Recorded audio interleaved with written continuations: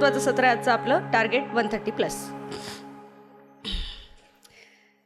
प्रिलिमचे cut off आत्तापर्यंत तुम्हाला माहिती आहेत. वर्षभर कुठं ना कुठं काहीतरी आपण ऐकलेलं आहे की गेल्या वर्षी एवढा होता. त्या फॅक्च्युअल डिटेल्समध्ये मी जाणार नाही आहे, कारण एकदा ठरलं आहे आपलं जर 130च मिळवायचे तर खाली किती कट ऑफ होता डझंट मॅटर, राईट. आणि तो 130 जो आपण ठरवलेला आहे तो का ठरवला आहे, तर जो काही कट ऑफ लागेल त्याच्यापेक्षा हा 100% जास्तीच असणार आहे. आता तुम्ही म्हणाल जर 132 लागला तर काय करायचं. आम्ही तर 130 ठरवलं होतं, बरोबर 130 पर्यंत पोहोचलो. हां, जर तुम्ही 130 ठरवून आत्ताच्या सगळा एकूण ॲनालिसिस, क्वेश्चन पेपर हे सगळेजण बोलत आहेत तुमच्याशी, त्याच्याप्रमाणे जर अभ्यास केलेला असेल आणि पेपर खरंच जर 130चा कट ऑफ लागण्यासारखा आला, म्हणजे अतिशय सोपा जर क्वेश्चन पेपर आला, तर याचा अर्थ काय की तुमचे पण मार्क 130चा अभ्यास केलेला असला तरी ते 150च्या वर जाणार, हे लक्षात घ्या. त्यामुळे 130चा जेव्हा आपण आत्ताच्या पॅटर्ननी म्हणतोय, म्हणजे त्या एकूण अभ्यास कसा कन्सॉलिडेट तुम्ही करणार आहात त्याबद्दल आपण बोलतोय. आणि तो नुसता अभ्यासाबद्दल नाही, त्याची 2 पार्ट्स आहेत. जेव्हा आपण सगळ्यात पहिलं महत्त्वाचं मला सांगा, वाय 130+? 130च का म्हणतोय आपण, ती मार्जिन का ठेवतोय. जर 117 होता तर 120 बास आहेत ना. प्रिलिममध्ये जसं मी काल सांगितलं 100 कट ऑफपेक्षा जास्ती मार्क असून आयोग काही तुम्हाला डायरेक्ट नेऊन बसवत नाही DC म्हणून. मग काय, ठीक आहे ना, 2 मार्क एक्स्ट्रा मिळवले, कशाला मेहनत घ्यायची जास्ती. वाय 130+? हे पण खूप इम्पॉर्टंट आहे, हे लक्षात घ्या. ज्या वेळेला तुम्ही पूर्वपरीक्षा देता, पेपर होऊन दुसऱ्या दिवशी, खरं त्याच दिवशी जेव्हा बाहेर येता, वेगवेगळे प्रश्न तुम्ही बघायला सुरुवात करता आणि किती मार्क्स मिळाले असतील याचा एक अंदाज जेव्हा आपण लावायला लागतो, त्यावेळेला जर तुम्ही एका ॲव्हरेजमध्ये बसत असाल, एक 20 मार्कांचा ॲव्हरेज असतो, खूप कमी असाल तर याचा अर्थ तुम्हाला सगळी नीट परत तयारी तर करावी लागणार आहे. हां, खूप जास्ती असाल तर तुम्ही खूप सेफ असता. पण 90% ऑफ 90 नाही, ॲक्च्युली 99% ऑफ द पीपल, सगळे जे सिन्सिअरली अभ्यास करणारे, मी सांगते हां, यातले अभ्यास न करणारे बाकीचे सगळे बाजूला काढा तुम्ही. सिन्सिअरली मनापासून अभ्यास करणारी लोक सगळी एका चंकमध्ये येतात. तो साधारण 15 ते 20 मार्कांचा चंक असतो, की आयदर तुमचे 95 असतात, 105 असतात, 110 असतात, एक 15 ते 20 मार्कांच्या ह्याच्यामध्ये येतात. कट ऑफ कसा लागतोय त्याच्याप्रमाणे आपल्याला ती भीती असते. आता काही जणांचा काल परवामध्ये जे भेटून गेले 109, 111 असे कट ऑफ आहेत की जे आत्ता मेन्सची तयारी करतायत.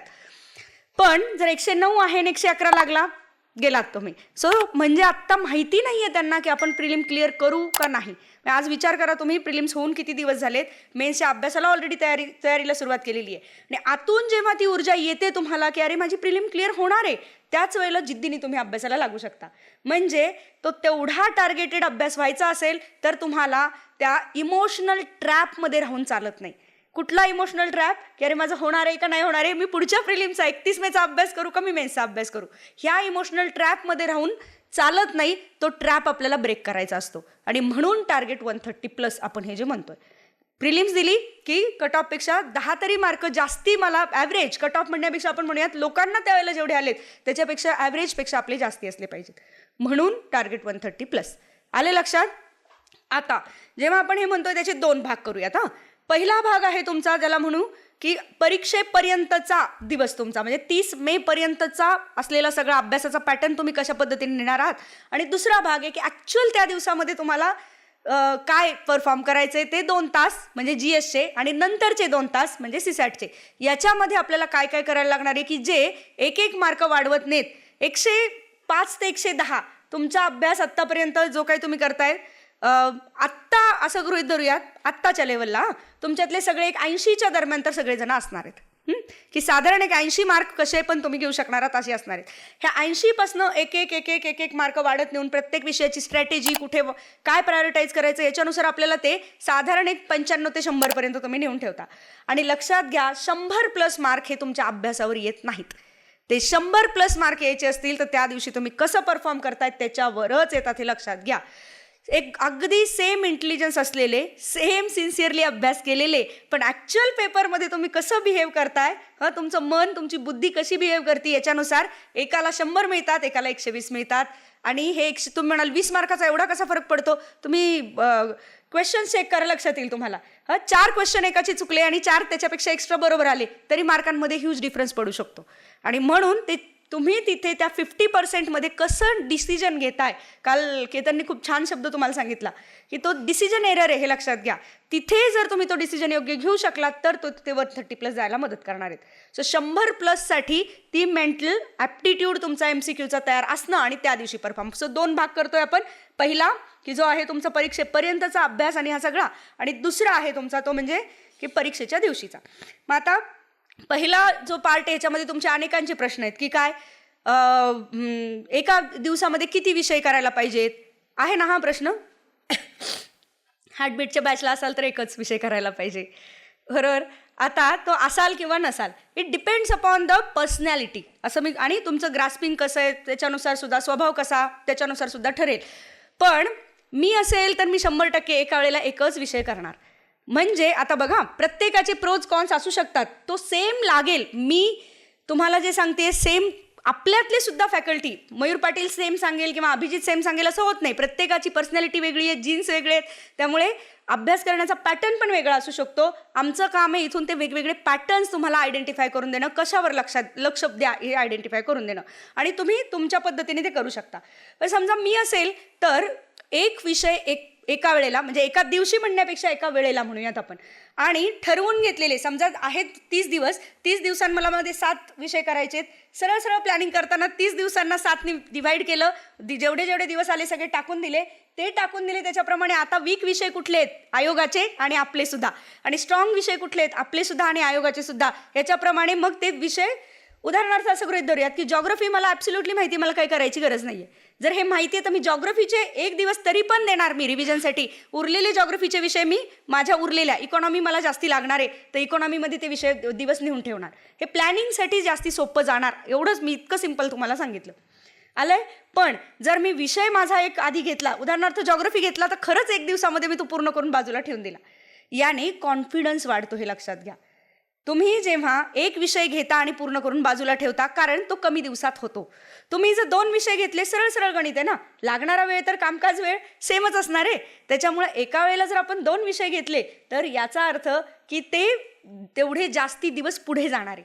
आणि आत्ताची प्रोसेस अशी आहे, जेवढं हे पुढे जाईल जास्ती दिवस, तेवढं तुम्हाला अँझायटी अटॅक यायला सुरुवात होते, आणि हळूहळू अरे की नाही माझं पूर्ण नाही झालं. शिवाय तुम्हाला हे पण माहिती आहे, एखादा विषय असतो की ठरवलेल्या टार्गेटपेक्षा आधी पूर्ण होतो, असा एखादाच विषय असतो. उरलेले सगळे विषय तुम्ही ठरवलेलं असतं 5 दिवस, होतात 7 दिवस, ठरवलेलं असतं 10 दिवस, होतात 12 दिवस. हे तुम्हाला माहिती आहे. आणि जसजसं तुमचं टार्गेट काय म्हणूया टाईम एक्सीड व्हायला लागतो, तसं तुम्हाला टेन्शन यायला लागतं.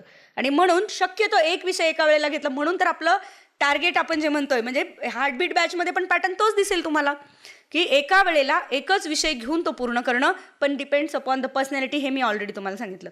आता अनेकांचा असतो की किती वेळ अभ्यास करायचा. काल ऑलरेडी आपल्यातल्या यांनी उत्तरं दिली आहेत. जेवढा मॅक्सिमम वेळ तुम्हाला मिळणार आहे तेवढा सगळा युटिलाइज करायचा आहे. आता इथून पुढे विचार करताना बघा, खूप वेगवेगळ्या प्रकारच्या तुमच्या कमिटमेंट असू शकतात, कामं असू शकतात की जे अनअवॉइडेबल आहेत. तुमच्यातले काही जण तर आत्ता भारत दौऱ्याला पण जाणार आहेत. किती दिवसांचा आहे भारत दौरा? 14 दिवस ऑलरेडी तुमच्या ह्याच्यामधनं तुम्ही काढायचे. तर त्याच्यामुळे ते बाजूला करून जो अभ्यास तुम्हाला करायचा आहे ते खूप काय म्हणूयात इंटेन्सिव्हली त्या गोष्टीकडे लक्ष द्यायला लागणार आहे. सो इथून पुढे वेळ काढायचा म्हणण्यापेक्षा आपण म्हणूयात की वेळ चोरायचा आहे. म्हणजे काय, तर तुम्ही कुठे कुठे वेळ वायाला घालवताय ते आयडेंटिफाय करायला सुरुवात करा. आज शांत बसा आणि दिवसाचा एकदा पुन्हा एकदा लिहून काढा शांतपणे की तुम्ही कशा प्रकारे सकाळी सुरुवात करता. सकाळी सुरुवात जर तुम्ही 7:30ला म्हटलात तर खरंच 7:30च्या गजरवर उठता का? 7:30 मी खूप उशीर सांगितलाय तुम्हाला. म्हणजे तुमच्यातले मला माहिती आहे अनेकांचे 5ला गजर लावता तुम्ही, 5:30 6 हे होतं ना आपलं. तर जे काही ठरवताय, मी ॲब्सोल्युटली हे म्हणत नाही 10 तर 10ला उठा, माझं काही म्हणणं नाही आहे त्याबद्दल.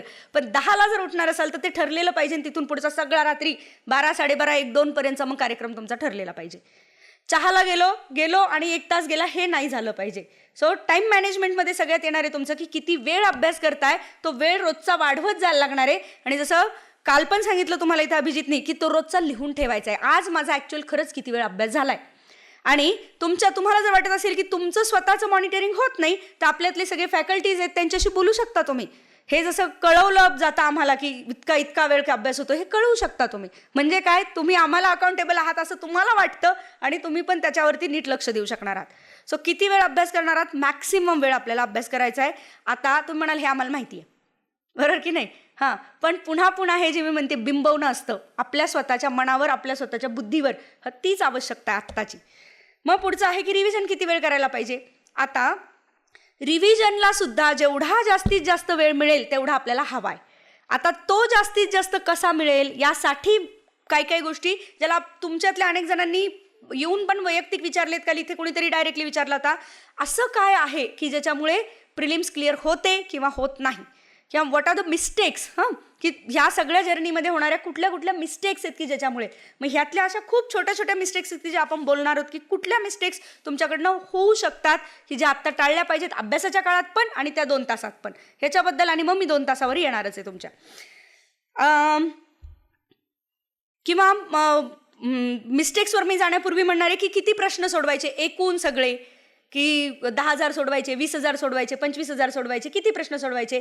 पुन्हा मी म्हणणार आहे मॅक्सिमम जेवढे तुम्हाला सोडवणं शक्य आहे तेवढे सोडवायचे, पण आलतू फालतूचे हे जे आपण सांगितलं टेलिग्राम आणि याच्यावर आलेले हे प्रश्न सोडवत बसायचे नाही, जेवढे मॅक्सिमम. आता हे एखाद्या विषयाला लागू होतं बरं, काही लक्षात घ्या की हे सोडवायचे. म्हणजे उदाहरणार्थ मी जॉग्रफीमध्ये तुम्हाला सांगणार आहे ही माझी स्ट्रॅटेजी, कदाचित इतर कोणाला जॉग्रफीच्या सुद्धा कोणाला आवडणार नाही कदाचित, पण जॉग्रफीमधलं फॅक्च्युअल डिटेल्स, गेल्या वर्षीचा पेपर तसा नाही आहे, गेल्या वर्षीच्या पेपरसाठी मागच्या वर्षीचं हार्टबीट सगळं जॉग्रफीचं तुम्हाला वाटल्यास आत्ता अपलोड करून देते. सगळेच्या सगळे प्रश्न तशाला तसे आहेत, सगळेच्या आत गेल्या वर्षीचं अपलोड करून देते, त्याच्यानंतर प्रिलिम झालेली आहे.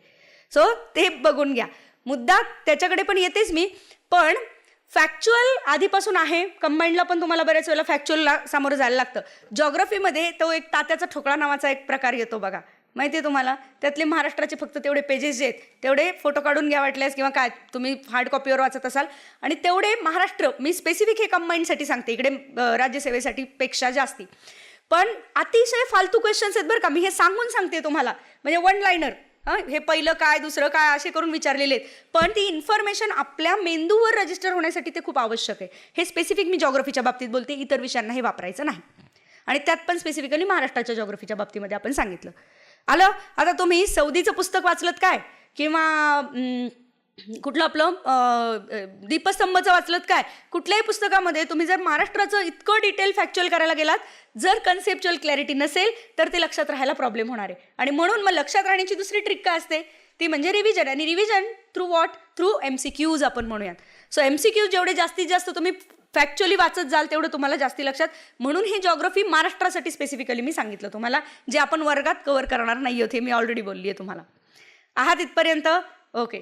मग कुठल्या वेळामध्ये सोडवायचे MCQs, मी कुठल्या वेळात सोडवायचं याचं माझं साधं सरळ उत्तर असणार आहे तुमच्यासाठी, की ज्या वेळेला तुम्हाला आता वाटतंय की अरे माझं डोक्यात काही शिरत नाही आहे, त्यावेळेला तुम्ही MCQs घ्यायचे 100%. हां, पण तरी सुद्धा ह्याच्या सहित मी म्हणणारे दिवसातला कुठला तरी असा एक वेळ, आपल्याला पण माहिती असतं ना की आपली एनर्जी सगळ्यात जास्ती कुठल्या वेळामध्ये लागते. सकाळी उठल्याबरोबर काहींना ताळ्यावर यायला वेळ लागतो, आणि काहींना उठल्याबरोबर एकदम प्रचंड एनर्जी असते, पण हळूहळू दुपारचं जेवण झालं की मग मात्र ताळ्यावरनं घसरतात.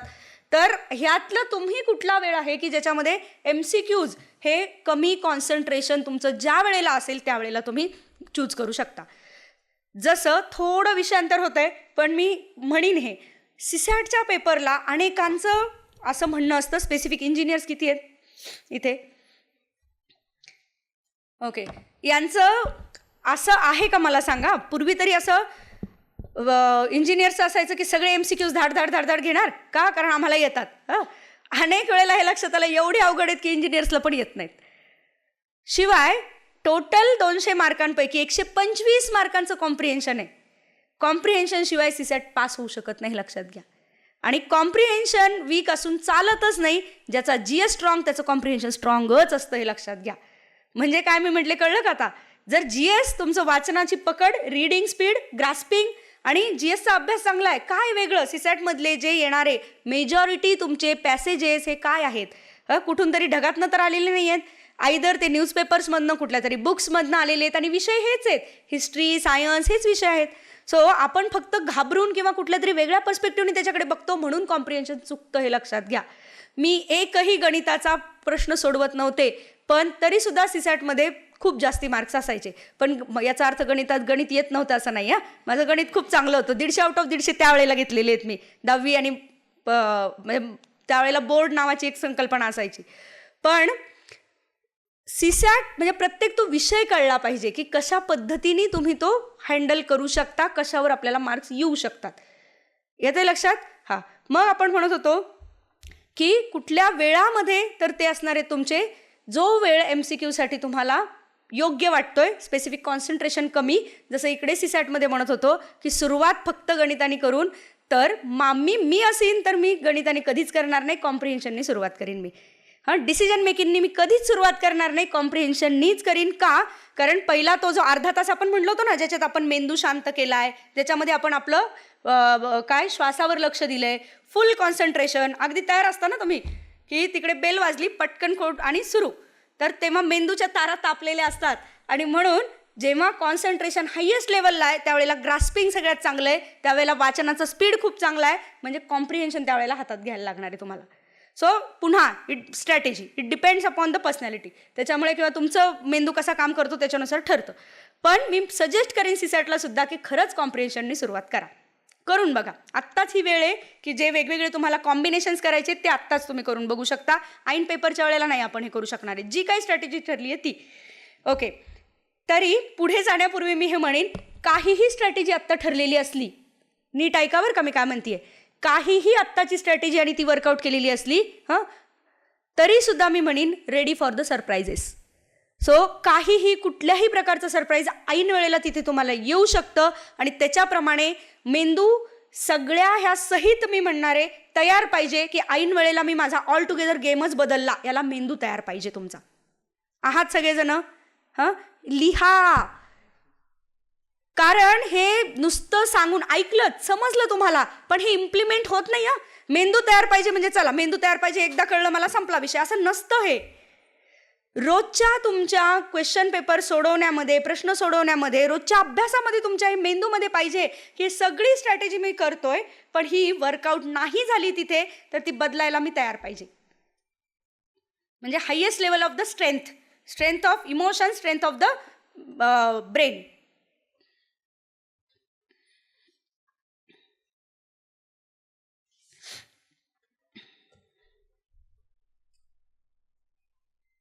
MCQs बद्दल आपण बोलत होतो कुठल्या वेळामध्ये, तर आता MCQs बद्दलचं आता आधी कुणी बोललंय तुमच्याशी मला माहित नाही, पण तुम्ही कसे सोडवता रे MCQs मला सांगा.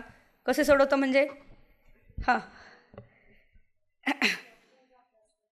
आधी ऑप्शनचा अभ्यास करून. ओके, असं गृहीत धरा की MCQ म्हणजे ॲनालिसिसला बसलेला नाही आहात तुम्ही, म्हणजे प्रिव्हियस इयरबद्दल बोलत नाही आहोत आपण, डायरेक्ट तुम्हाला MCQ सोडवायला दिलेत की एखादा टॉपिक केला आणि कुठले MCQ सोडवायचे तुम्हाला, आता तर कसे सोडवताय. We are not talking about the test, की तुम्ही आत्ता जी देणारे टेस्ट आहात त्याच्याबद्दल नाही बोलत होता आपण. कशाबद्दल बोलतोय? तुम्ही घरी जे सोडवताय किंवा तुम्ही स्टडीमध्ये सोडवताय ते कसे सोडवताय, की वेळ लावताय तासभर 2 तास. ॲब्सोल्युटली करायचं नाही, हे ॲब्सोल्युटली करायचं नाही. लिहून घ्या, पुन्हा एकदा सांगते मी.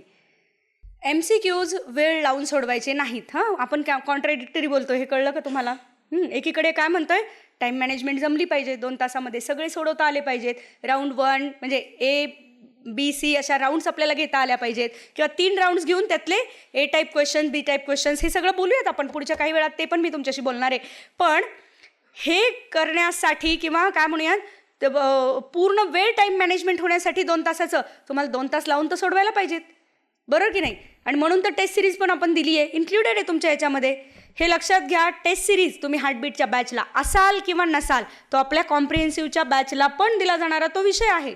त्याच्यामुळे सगळेच्या सगळेजण तुम्ही टेस्ट सोडवणार आहात. मग ती सब्जेक्ट वाईज पण असणार आहेत फुल लेंथ, आणि त्या तुमच्या फुल लेंथ म्हणजे ज्याला आपण म्हणूया सगळे विषय एकत्र करून असलेल्या पण असणार आहेत, राईट? त्या सोडवायच्याच आहेत. आपण म्हणतोय घरी जेव्हा तुम्ही सोडवताय त्यावेळेला ते कशा पद्धतीने सोडवणार आहात. तर एक प्रश्न लगेच त्याचं उत्तर आणि मेंदूतलं लगेचचं करेक्शन, हे नीट लक्षात घ्या काय म्हणतोय आपण. एक प्रश्न म्हणजे 100 प्रश्न. जर बाहेरच्या जर टेस्ट तुम्ही कुठल्या घेतलेल्या असतील हातामध्ये, बाहेरच्या कुठलेही 100 मार्काचा असो 50 मार्काचा असो तुमच्याकडे आलेला, ते सोडवताना प्रश्न सोडवला, आन्सर की शेजारी ठेवलेली आहे, प्रश्न पूर्ण वाचला, ऑप्शन्स नीट वाचले, तुम्हाला जे मेंदूला उत्तर वाचलंय ते उत्तर तुम्ही मार्क केलं आणि इमिजिएट अँसर कीमधलं उत्तर काय हे चेक केलं. हे कशासाठी नीट लक्षात घ्या बरं का. जेवढे जास्तीत जास्त आपण सोडवतो, 2 गोष्टी होतात ह्याच्यामध्ये. 100 क्वेश्चनचा तुम्ही सोडवायला लागणारा वेळ 2 तास देणार, कारण टाईम मॅनेजमेंट प्रमाणे करणार, बरोबर का. आता ते 2 तास झाल्यानंतर तुम्ही पुन्हा की बरोबर चुकला बसणार. ते बरोबर चुकला किमान 1 तास ते 1.25 तास त्याच्यामध्ये तुमचा जाणार. ठीक आहे. आता हे करून सुद्धा जर आउटपुट मिळत असता तर येस डेफिनेटली ते सुद्धा आपण करायला तयार आहोत. पण आता हे होतं का तुमच्या मेंदूमध्ये मला सांगा. ज्या वेळेला तुम्ही MCQs 2 तास करून परत नंतर वेळ देता त्याच्या अनालिसिससाठी, मेंदूमध्ये होणारी प्रोसेस असते आपल्या. आपण पहिल्यांदा जे विचार करतो आणि जे मार्क केलेलं असतं, मोस्ट ऑफ द टाइम तेच मेंदूमध्ये रजिस्टर झालेलं असतं. आपण MCQs पुन्हा पुन्हा वाचा हे का सांगतो नीट ऐका. तुम्ही एकदा सोडवले, तुम्ही म्हणाल आम्ही एवढे मठ्ठा आहोत का. एकदा सोडवले, 2दा सोडवले, 3दा, म्हणजे जे प्रिव्हियस इयर आपण म्हणतोय PYQs एकदा वाचले ते मेंदूमध्ये लक्षात राहायला पाहिजे ना तुमच्या, की काय उत्तर आयोगाने दिलं होतं आणि आपण काय लिहिलं होतं. आपलं चुकलं होतं, आयोगाने जे दिलं होतं ते बरोबर आहे. मग डबल वाचायची गरज नाही पाहिजे खरं तर. पण पुन्हा पुन्हा का वाचतोय आपण, त्याचं एक खूप महत्त्वाचं कारण नाही लक्षात राहत, आपल्या मेंदूमध्ये नाही रजिस्टर होत. अनेक वेळेला हे होताना दिसतं तुम्हाला, की आपल्याला जे वाटलं होतं ना तेच उत्तर आपल्या मेंदूमध्ये रजिस्टर झालेलं असतं. होतं की नाही बघा तुम्ही. आणि आत्ताची ही वेळ नाही की आपल्याला मॅक्सिमम वेळ करेक्शनसाठी द्यायचा नाहीये. मिनिमम वेळामध्ये मॅक्सिमम आउटपुट आपल्याला पाहिजे. खरं म्हणजे वर्षभराच्या स्ट्रॅटेजीमध्ये हे मी सांगत असते की जेव्हा तुम्ही तुमचे प्रश्न सोडवताय त्यावेळेला प्रश्न घेतला, उत्तर तुम्ही दिलं आणि आयोगाचं किंवा जे कुठलं उत्तर असेल ते तुम्ही बघितलं आणि मेंदूतलं करेक्शन इमिजिएट जर झालं तर ते लगेच रजिस्टर होणार आहे. पण मेंदूतलं करेक्शन 2 तासांनी करायला गेलात तुम्ही तर काही प्रश्नांच्या बाबतीत होणार आहे डेफिनेटली, पण काही प्रश्नांच्या बाबतीत ते तसंच राहून जाणार आहे. आणि मग आपल्याला चुकीच्या गोष्टींसाठी वेळ द्यायचा नाहीये. उलट हे घातक आहे, लक्षात घ्या. चुकीचं जर लक्षात राहिलं तर मार्क्स जाणार आहे. त्यामुळे आपल्याला ते नाही करायचंय. आलं लक्षात. त्यामुळे MCQs एक म्हणजे कुठल्या वेळात सोडवायच्याबद्दल आपण बोलत होतो. ते सोडवायचे तुम्हाला कुठल्या वेळामध्ये, जेव्हा कॉन्सन्ट्रेशन कमी असेल तुमचं आणि तुम्हाला कॉन्सन्ट्रेशन वाढवण्यासाठी कशाची तरी गरज आहे. तो बूस्ट म्हणजे मग काहीतरी ब्लॅक कॉफी, चहा ह्याच्यापेक्षा जास्ती तो बूस्ट असतो तुमचे MCQs, प्रॅक्टिस क्वेश्चन ज्याला आपण म्हणूया. मेंदूला चॅलेंज मिळतं ना, आपोआप आतून मिळतं की अरे हां ठीक आहे चल, प्रश्न काय होता, आपोआप लक्ष द्यायला लागतं तुम्हाला त्याच्याकडे, राईट. त्याच्यामुळे ते करायचंय. आता MCQs हे सगळी प्रॅक्टिस तुम्ही करताय, ही करण्याचं सगळ्यात महत्त्वाचं कारण MCQ solving itself is an revision. ही रिव्हिजन हे लक्षात घ्या. म्हणजे रिव्हिजनचे 2 प्रकार, एक तुम्ही डायरेक्टली जे केलंय ते वाचणं किंवा नोट्स ज्या काढल्यात त्या वाचणं. पण रिव्हिजनचा दुसरा प्रकार म्हणजे काय, तर MCQ हीच रिव्हिजन आहे ना. तुम्ही जे वाचलत, ऐकलत ते तुम्हाला इम्प्लिमेंट करता येतंय का, लक्षात येतंय का, हीच रिव्हिजन आहे. नाही आलं तर ती इन्फॉर्मेशन किंवा माहीत नसेल, आलं नाही किंवा माहीत नसेल, दोन्ही गोष्टींमध्ये काय होणार आहे तुम्ही बघून घेणार आहात, म्हणजेच रिव्हिजन आहे ही पुन्हा. त्यामुळे MCQ सॉल्विंग महत्त्वाचं आहे आपल्याला. कसं सोडवायचं हे पण तुमच्याशी बोलली आहे. मग आता पुढचं असणार आहे तुमचं की अशा काय म्हणूयात आपण मिस्टेक्स आहेत की ज्या आता आम्ही अवॉइड करायला पाहिजे. कुठल्या कुठल्या मिस्टेक्स आहेत सांगू शकाल का रे तुमच्यातल्या, काय काय तुम्ही मिस्टेक्स करताय. केतननी काल सांगितलं मिस्टेक बुक तुमची करायची आहे आणि त्यात मला असं वाटतंय की किमान 2 पेजेस तरी आतापर्यंत तुमचे लिहून झाले असतील. जुन्या मिस्टेक्स तुमच्या ज्या असतील लिहिलेत का नाही अजून करायची आहे मिस्टेक बुक. तुम्ही एवढे सिन्सिअर आहात मला माहिती आहे की पुढच्या वर्षीपासून मी स्टडी किटमध्ये मिस्टेक बुक पण तुम्हाला द्यायला लावणार आहे. जसं आपण याच्या बाबतीत करतो काय ॲटलास तुम्ही घेणार नाही हे माहिती असतं आम्हाला, त्याच्यामुळे ते देतो. तर तसं ते पण करूयात आपण. मिस्टेक्समध्ये ज्या कॉमन मिस्टेक्स आपण म्हणूयात, पहिली ती प्लॅनिंगमधलीच मिस्टेक येते तुमची. प्लॅनिंगमधली मिस्टेक म्हणजे काय की पुन्हा आपण जे 0 बेस बजेटिंग करतो, करायचंय का, येस डेफिनेटली करायचंय बरं का. म्हणजे मिस्टेक करू नका की आत्ता रिव्हिजन करायची आहे किंवा आत्ता आपण अभ्यासाला शेवटच्या टप्प्यात आहोत तर फक्त रेफरन्स बुक्सच वाचायचे, NCERT किंवा बोर्डाची पुस्तकं हे वाचायचं नाहीये आणि डायरेक्टली जायचं हे पण मी म्हणत नाहीये. किंवा उलटही म्हणत नाहीये की 0 बेस बजेटिंग करा हे जे आपण म्हणतो याचा अर्थ सगळं पहिल्या पेजपासून शेवटच्या पेजपर्यंत वाचायचं हे पण आपण म्हणत नाहीये. So prioritize your time, prioritize your resources. येतंय लक्षात काय म्हटलं, prioritize your time, prioritize your resources. हे करताना मग आता खरंच कुठल्या, आता एक चार्ट करायला लागणार आहे तुम्हाला त्या विषयाचा. जॉग्राफीत येऊ त्यावेळेला जसा मी करून देईन तसे प्रत्येक काय वाचायचंय हे ते फॅकल्टी तुम्हाला सांगणार आहेत. कुठल्या पुस्तकांमधनं वाचायचे, कुठल्या नोट्समधनं वाचायचे हे ते फॅकल्टी तुमच्याशी बोलणार आहेत, बरोबर. पण जॉग्राफीच्या बाबतीतलं उदाहरण घेऊन आपण पुढे जाऊयात. जॉग्राफीमध्ये तुम्हाला माहिती आहे की बोर्डाची पुस्तकं आणि एनसीईआरटी याला पर्याय नाही. माहिती आहे नाही सगळ्यांना? सगळ्यांना माहिती आहे. हां, पण जर जॉग्राफीची सगळी ही जी बेसिक्सच पुस्तकं तुम्ही वाचायला गेलात तर तीच एवढी जास्त आहेत की त्याच्यामध्ये लागणारा वेळ पण तेवढा जास्त आहे. एनसीईआरटीच्या बाबतीमध्ये तर अनेक वेळेला हे जाणवतं माहिती का, की एकदा तुम्ही वाचलंय, परत दुसऱ्यांदा वाचताय, तिसऱ्यांदा वाचताय, काहीतरी असं जाणवतं की अरे हे वाचलंच नव्हतं मागच्या वेळेला, किंवा हे होतं का खरंच पुस्तकात, कारण मागच्या वेळेला तर दिसलंच नाही कुठं आपल्याला. हे होतं का? हे तुम्हाला वाचल्यात का एनसीईआरटी? वाचल्यात? बरं. इव्हन बोर्डाच्या पुस्तकाच्या बाबतीत पण हे होतं. आहात का? याचा अर्थ बेसिक पुस्तकं महत्वाची आहेत का? येस. हां, मग मला प्रश्नाचं उत्तर द्या की जर सगळ्यांनी वाचली आहेत ना सगळ्यांनी, एनसीईआरटी सोडून देऊ, बोर्डाची पुस्तकं सगळ्यांनी वाचली आहेत. हां, जॉग्राफीच्या बाबतीतलं मी म्हणतेय, जर वाचली आहेत तर जॉग्राफीत ॲक्युरसीबद्दल आपण बोलतोय.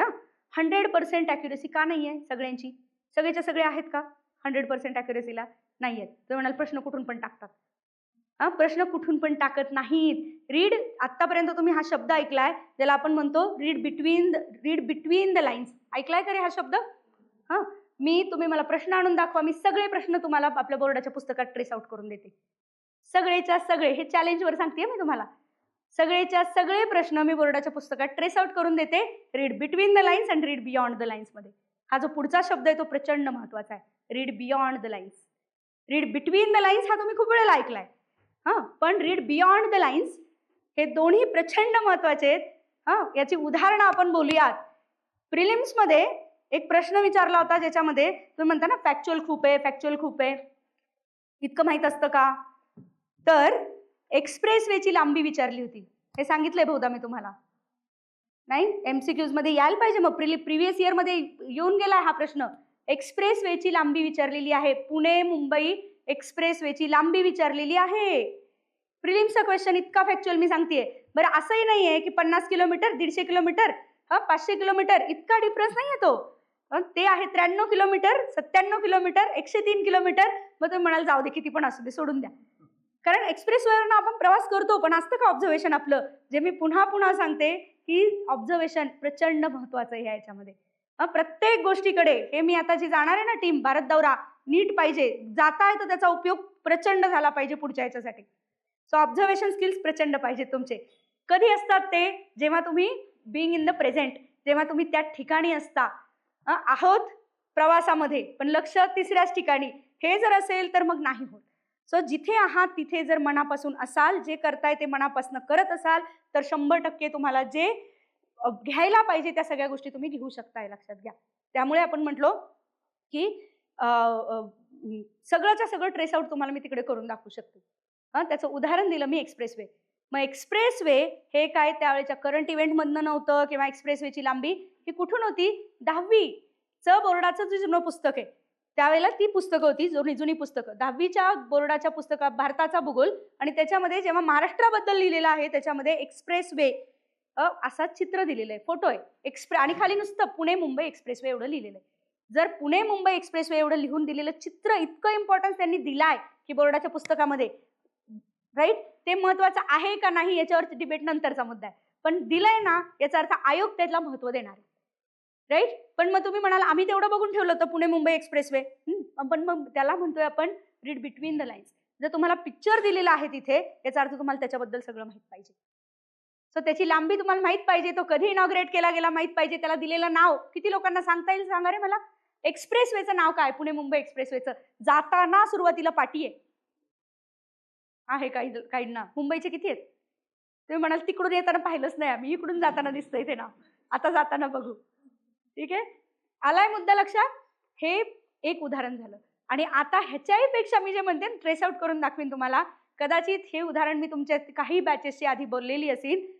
जे करताय ते मनापासून करा मध्ये जे मी सांगत आले आतापर्यंत. एक प्रश्न आयोगाने विचारलेला अगेन प्रिलिम्स मधला मी सांगते की रामायणामधल्या गोष्टीवर प्रश्न विचारलेला आहे की सीतेने काही बॅचेसशी बोलली आहे मी, तरी मी पुन्हा एकदा, कारण सगळ्यांशी नाही हे झालेलं बोलू.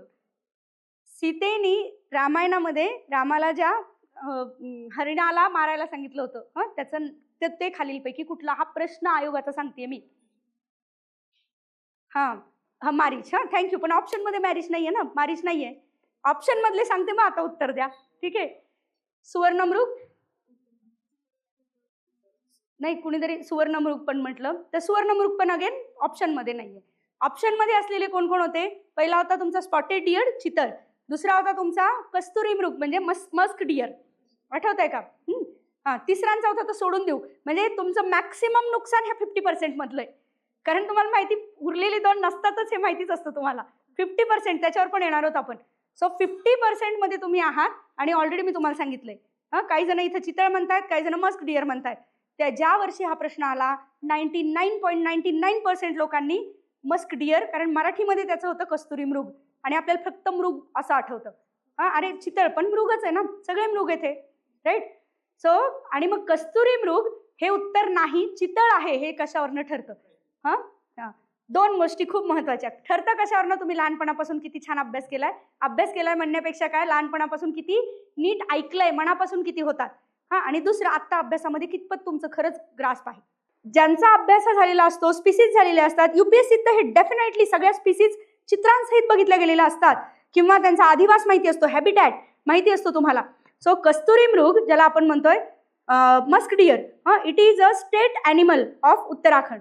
उत्तराखंड एका तेवढ्या राज्य, it is endemic to the Uttarakhand. Uttarakhand पुरतं मर्यादित असलेला आहे मस्क डियर. शिवाय त्याची खासियत तुम्हाला माहिती ती काय?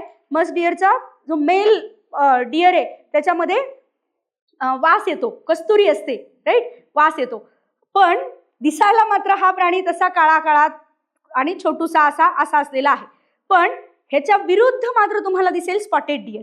स्पॉटेड डियर, चितळ जे आपण पाहतो अनेक इकडे मराठवाड्यात आहेत. रेहकुरी अभयारण्य त्याच्यासाठी फेमस आहे, काळविटांसाठी पण आणि स्पॉटेड डियरसाठी पण फेमस आहे. म्हणजे वरती धुळ्यापासून इथं खाली कोल्हापूर पर्यंत, आणि भारताच्या बाबतीत पण कन्सिडर केलं तर तुम्ही राईट फ्रॉम तराई रिजन ते खाली अगदी कार्डमम हिल्स पर्यंत आणि तिकडे आसाम पर्यंत सगळीकडे तुम्हाला जो सापडतोय तो म्हणजे आहे स्पॉटेड डियर, ज्यांच्या सुवर्ण कलर, तुम्ही सुवर्ण मृग म्हटलात म्हणून त्याला दिसेल गोल्डन कलर आणि स्पॉट असतात त्याच्यावरती, बेबी प्रिंट, राईट. तर हे तुम्हाला कुठल्या स्पीसीच्या बाबतीत दिसलं? ते आहे स्पॉटेड डियरच्या बाबतीमध्ये. एकीकडे तुम्हाला असलेली ती माहिती की कुठे कुठे पसरलेला आहे, राईट, आणि दुसरी जी आधीपासून तुम्ही आत्मसात केलेली माहिती, म्हणजे कुठली लहानपणी छान छान गोष्टींच्या पुस्तकात होतं. मूळ मुद्दा काय होता याच्यातला, की का सांगितलं? सीतेला काय उगीच वाटलं म्हणून मारायला सांगितलं असं होतं का? हे नाही. काय होतं? मला ती इतकी सुंदर दिसणारी सुवर्ण हा त्या रंगाची मला कंचुकी हवी आहे म्हणून मला ते हवंय. हे जे भुरळ त्या क्षणापुरती पडली सीतेला, ह्याच्याबद्दल बोललं गेलंय. हे जर तुम्हाला लक्षात असेल की याचा अर्थ ते सुंदरच असायला लागेल, सुवर्ण कलर याच्यात असावं लागणार आहे, रंगामध्ये असावं लागणार आहे. ही तुमची आधीची इन्फॉर्मेशन, ही प्लस आत्ताची, ही जर एकत्र केलीत हा प्रश्न चुकूच शकत नाही. लक्षात घ्या, चुकूच शकत नाही हा प्रश्न. आलायत का? शिवाय हे घडलं कुठे रामायण हे पण माहित असतं. मग आपल्याला दंडकारण्य नावाचा तो आपण इंडियन जिओग्राफी म्हणजे भारताच्या भूगोलामध्ये शिकणार आहोत. तो रिजन म्हणजे बस्तर प्लॅटू पासून खाली उतरता तुम्ही आणि तेलंगणापर्यंत खाली येतो. महाराष्ट्राचा अगदी थोडासा भाग त्याच्यामध्ये जाताना दिसतो, अगदी पलीकडचा भाग आहात इथपर्यंत. याचा अर्थ काय? या भागामध्ये मस्ट डिअर नाहीच आहे ना. Musk deer endemic to the Uttarakhand region. याचा अर्थ उत्तर चुकू शकतं का सांगा तुम्ही मला, राईट. आता तुम्ही म्हणाल की आपण सुरुवात वेगळ्या ह्याच्यावरनं केली होती. इथे काय दिस इज लॉजिक, ऑब्झर्वेशन, हा आत्तापर्यंत तुमचा अभ्यास सगळं एकत्र ह्याच्याबद्दल बोललो, राईट. पण ट्रेस आउट जे मी म्हणत होते, आता तुम्ही पुन्हा पुस्तक घरी जाऊन बघा, जुने बोर्डाची पुस्तकं, तर कव्हर पेजेस असतात बघा, वरती एक असतं आणि पाठीमागे एक असतं. तर बोर्डाच्या 8वीच्या पुस्तकाच्या पाठीमागच्या कव्हरवर अख्खा हरणांचा कळप स्पॉटेड डिअरचा दिलेला आहे. कळतंय मी काय म्हणतेय? त्यांनी असं काय उठून कुठून तरी, कारण हे काय कुठल्या पुस्तकात नाही, बोर्डाच्या नाही किंवा कुठल्याही पुस्तकात तुम्हाला हा प्रश्न सापडेल का? आता नाही. पण म्हणून उठून कुठून तरी रामायणाचा प्रश्न विचारलाय का यांनी? नाही. हे लक्षात घ्या. आला कुठून? पेपर सेट करणारे हे सुद्धा माणसंच आहेत आणि ते सुद्धा ह्यांचेच रेफरन्सेस घेणार आहेत. सो ज्याला मी म्हटलं रीड बिटवीन द लाईन्स, आणि this is example of the read beyond the lines.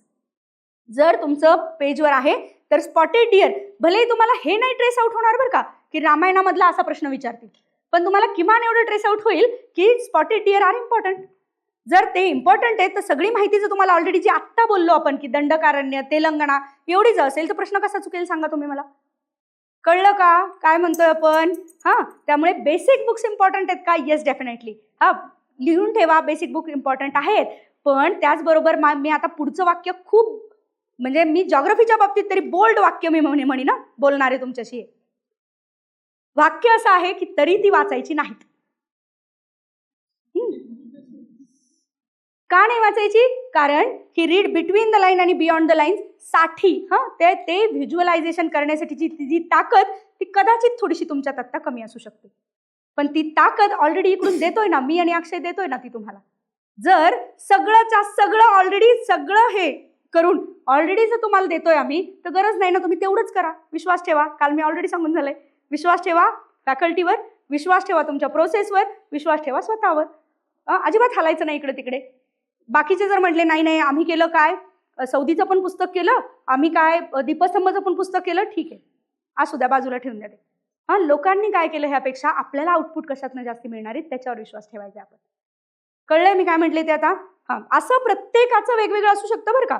उदाहरणार्थ काय की दुसरा एखादा विषय असू शकतो की नाही.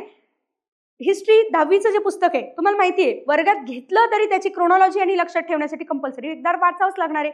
ती नावं खूप आहेत, फॅक्च्युअल डिटेल्स खूप आहेत, परत एकदा वाचायलाच लागणार आहे. हे मी फक्त जॉग्रफी बद्दल बोलले की जर वर्गात सिन्सिअरली केलेलं असेल तुम्ही तर तुम्हाला ही पुस्तकं वाचायची गरज नाही. सगळं ऑलरेडी तुमच्यापर्यंत पोहोचलंय. शिवाय आता हे डिपेंड कशावर असणार आहे, ज्या मिस्टेक्स आपण म्हणत होतो की काय काय अगदी 0 पासून वाचायला सुरुवात करतो. वेळ वाचवायचा ना आपल्याला. ही मिस्टेक आहे खूप मोठी की तुम्ही पुन्हा सगळं वाचायला सुरुवात करता. ते वाचण्याच्या ऐवजी जर तुमचं ऑडिटरी स्ट्रॉंग असेल तर याचा अर्थ काय, वर्गात जे शिकवलंय त्याच्या नोट्स काढल्या गेल्या पाहिजेत पटापट आणि त्याच पुन्हा वाचल्या गेल्या पाहिजेत, ना की सगळी पुस्तकं पुन्हा एकदा वाचली गेली पाहिजेत. कळलं? सो रिव्हिजनचा पॅटर्न, आधी अभ्यासाचा पॅटर्न, फ्लो काय पाहिजे, प्रिव्हियस इयर क्वेश्चन्स माहिती पाहिजेत, मग काय माहिती पाहिजे तुम्हाला की काय वाचायचे ते रिसोर्सेस माहिती पाहिजेत. काही वेळेला वाचण्याच्या ऐवजी ते ऐकणं असलं पाहिजे. आता थोडंसं मी म्हणणार आहे, थोडं झापडं काढून टाका. अभ्यासाचे प्रकार वेगवेगळे असू शकतात. दरवेळेला सगळं पुस्तकांमधनंच होईल असं नाही. काही वेळेला जसं आपण आता म्हटलो तसं जर ते नीट तुमच्या वर्गात झालेलं असेल फक्त तेवढं करून गेलं तरी चालणार आहे. झालंय तिथपर्यंत? मग जशी ही पहिली मिस्टेक म्हटलो की प्रायोरिटाईज करतानाच आपण अनेक वेळेला चुकतो की बेसिक्स आणि नवीन नोट्स काही करायच्या नाहीये.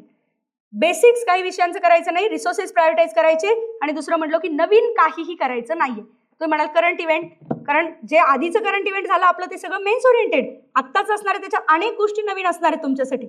मग ते नवीन करायचं नाही का? ते करायचंय डेफिनेटली. राईट. एखादा विषयाचं ॲब्सोल्यूट काही केलं नसेल तर ते करायचंय, पण जे केलंय त्याच्यात नवीन काही भर घालायची नाही आता. राईट. पुढची मिस्टेक खूप महत्वाची सांगितली ऑलरेडी तरी सांगणार आहे ती म्हणजे काय, डिस्ट्रॅक्शन्स. डिस्ट्रॅक्शन्स डिस्ट्रॅक्शन्स म्हणजे कशाबद्दल बोलतोय आपण, तर डिस्ट्रॅक्शन्स खूप वेगवेगळ्या पद्धतीचे असू शकतात. सगळ्यात पहिलं जे मला आधी सांगून ठेवते ते म्हणजे तुमचे Telegram groups. Telegram groups exit करा सध्या किंवा सरळ म्यूट करून ठेवून द्या. ठीक आहे. आपल्याला अजिबात स्वतःवरती कुठल्याही गोष्टी हेवी होऊ द्यायच्या नाहीयेत आणि जे बरोबर आहे ते सगळं सांगायला आहोत आपण इथे. अगेन काहींच्या मनामध्ये हा जर प्रश्न निर्माण होत असेल की आम्ही हार्टबीट नाही लावली तर आम्हाला मदत करणार का, सगळ्यांसाठी आहोत आपण. तुम्ही ते बॅच बाजूला ठेवून द्या. तुम्ही सगळ्यांसाठी, तुम्ही कधीही विचारलं तरीच इथे सगळेजण सांगतील तुम्हाला. परत एकदा म्हणतीये, अनेकांच्या बाबतीमध्ये हे होतं की फोन काही वेळेला उचलले जात नाहीत.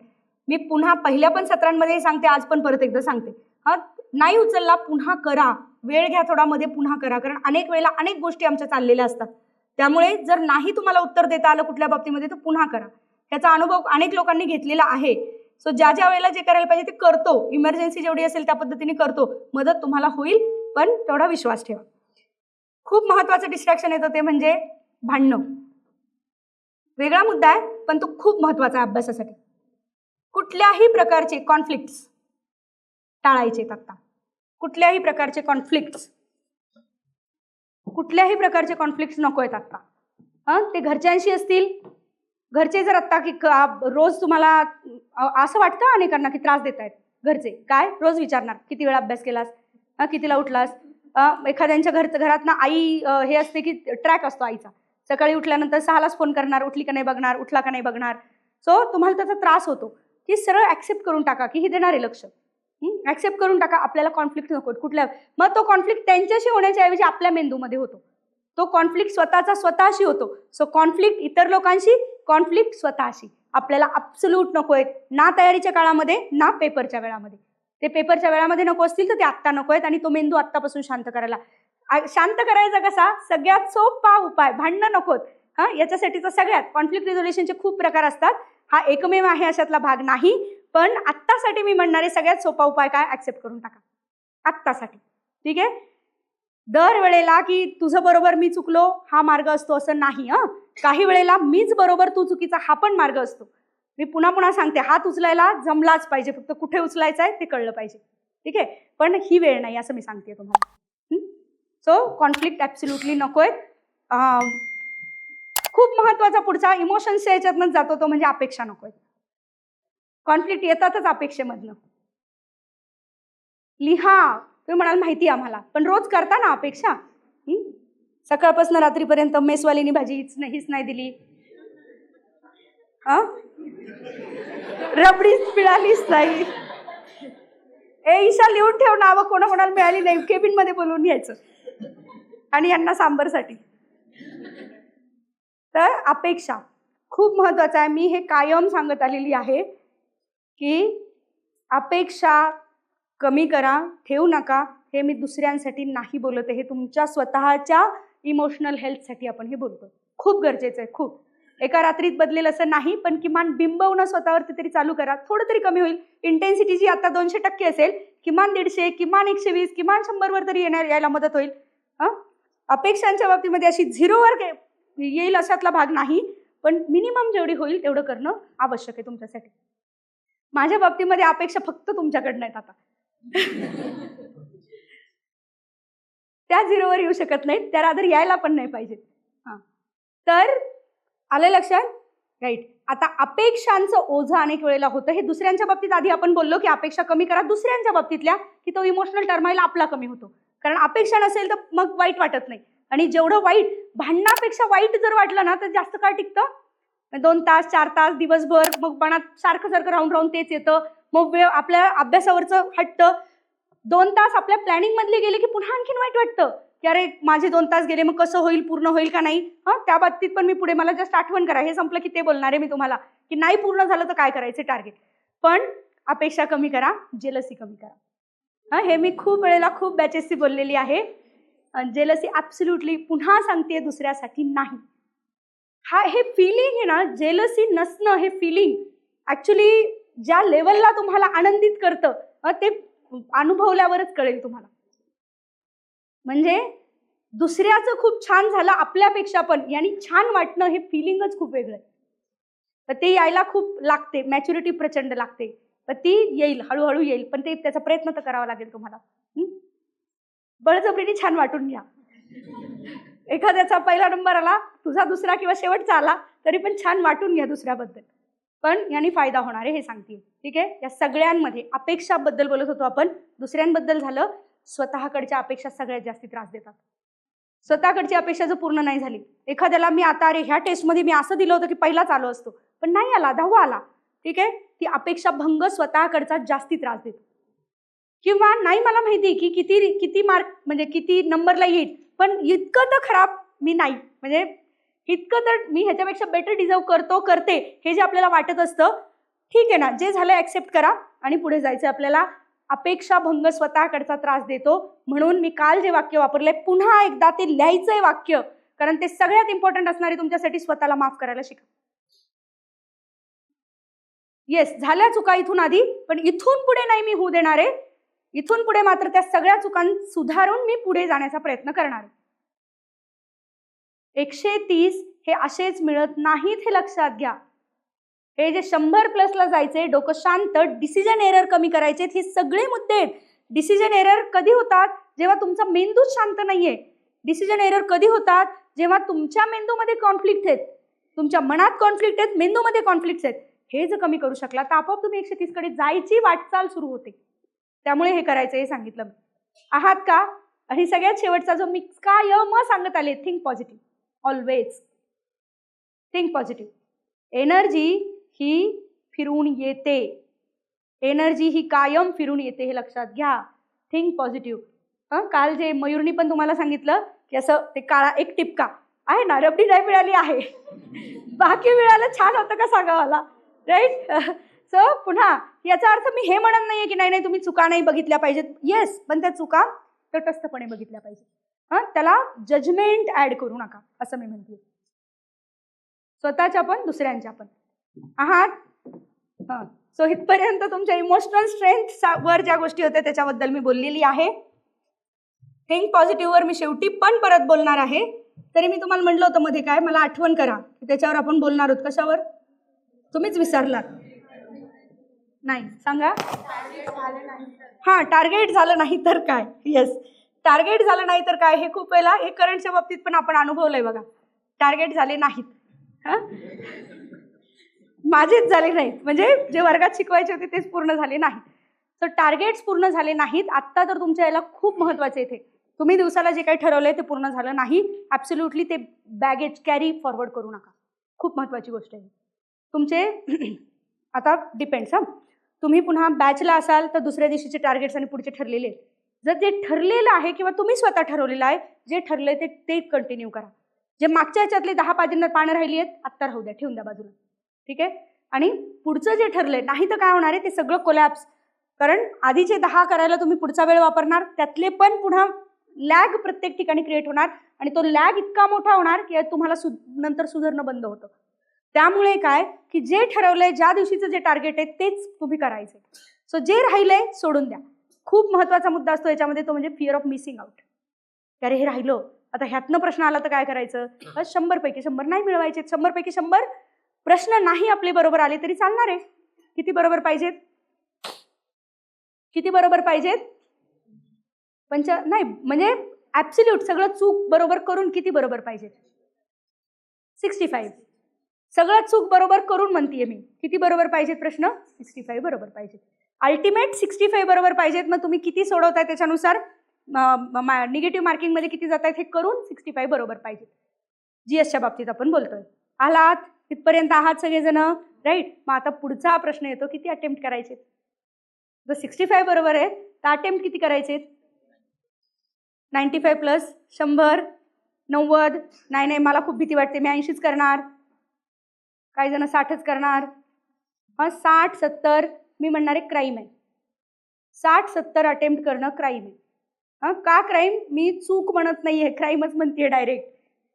कारण तुम्ही कितीही ॲक्युरेसी असू देत, तिथे ॲक्च्युअल प्रश्नांचा, ही परीक्षाच अशा काही प्रकारची आहे की ते डिसिजन एरर येणार आहे.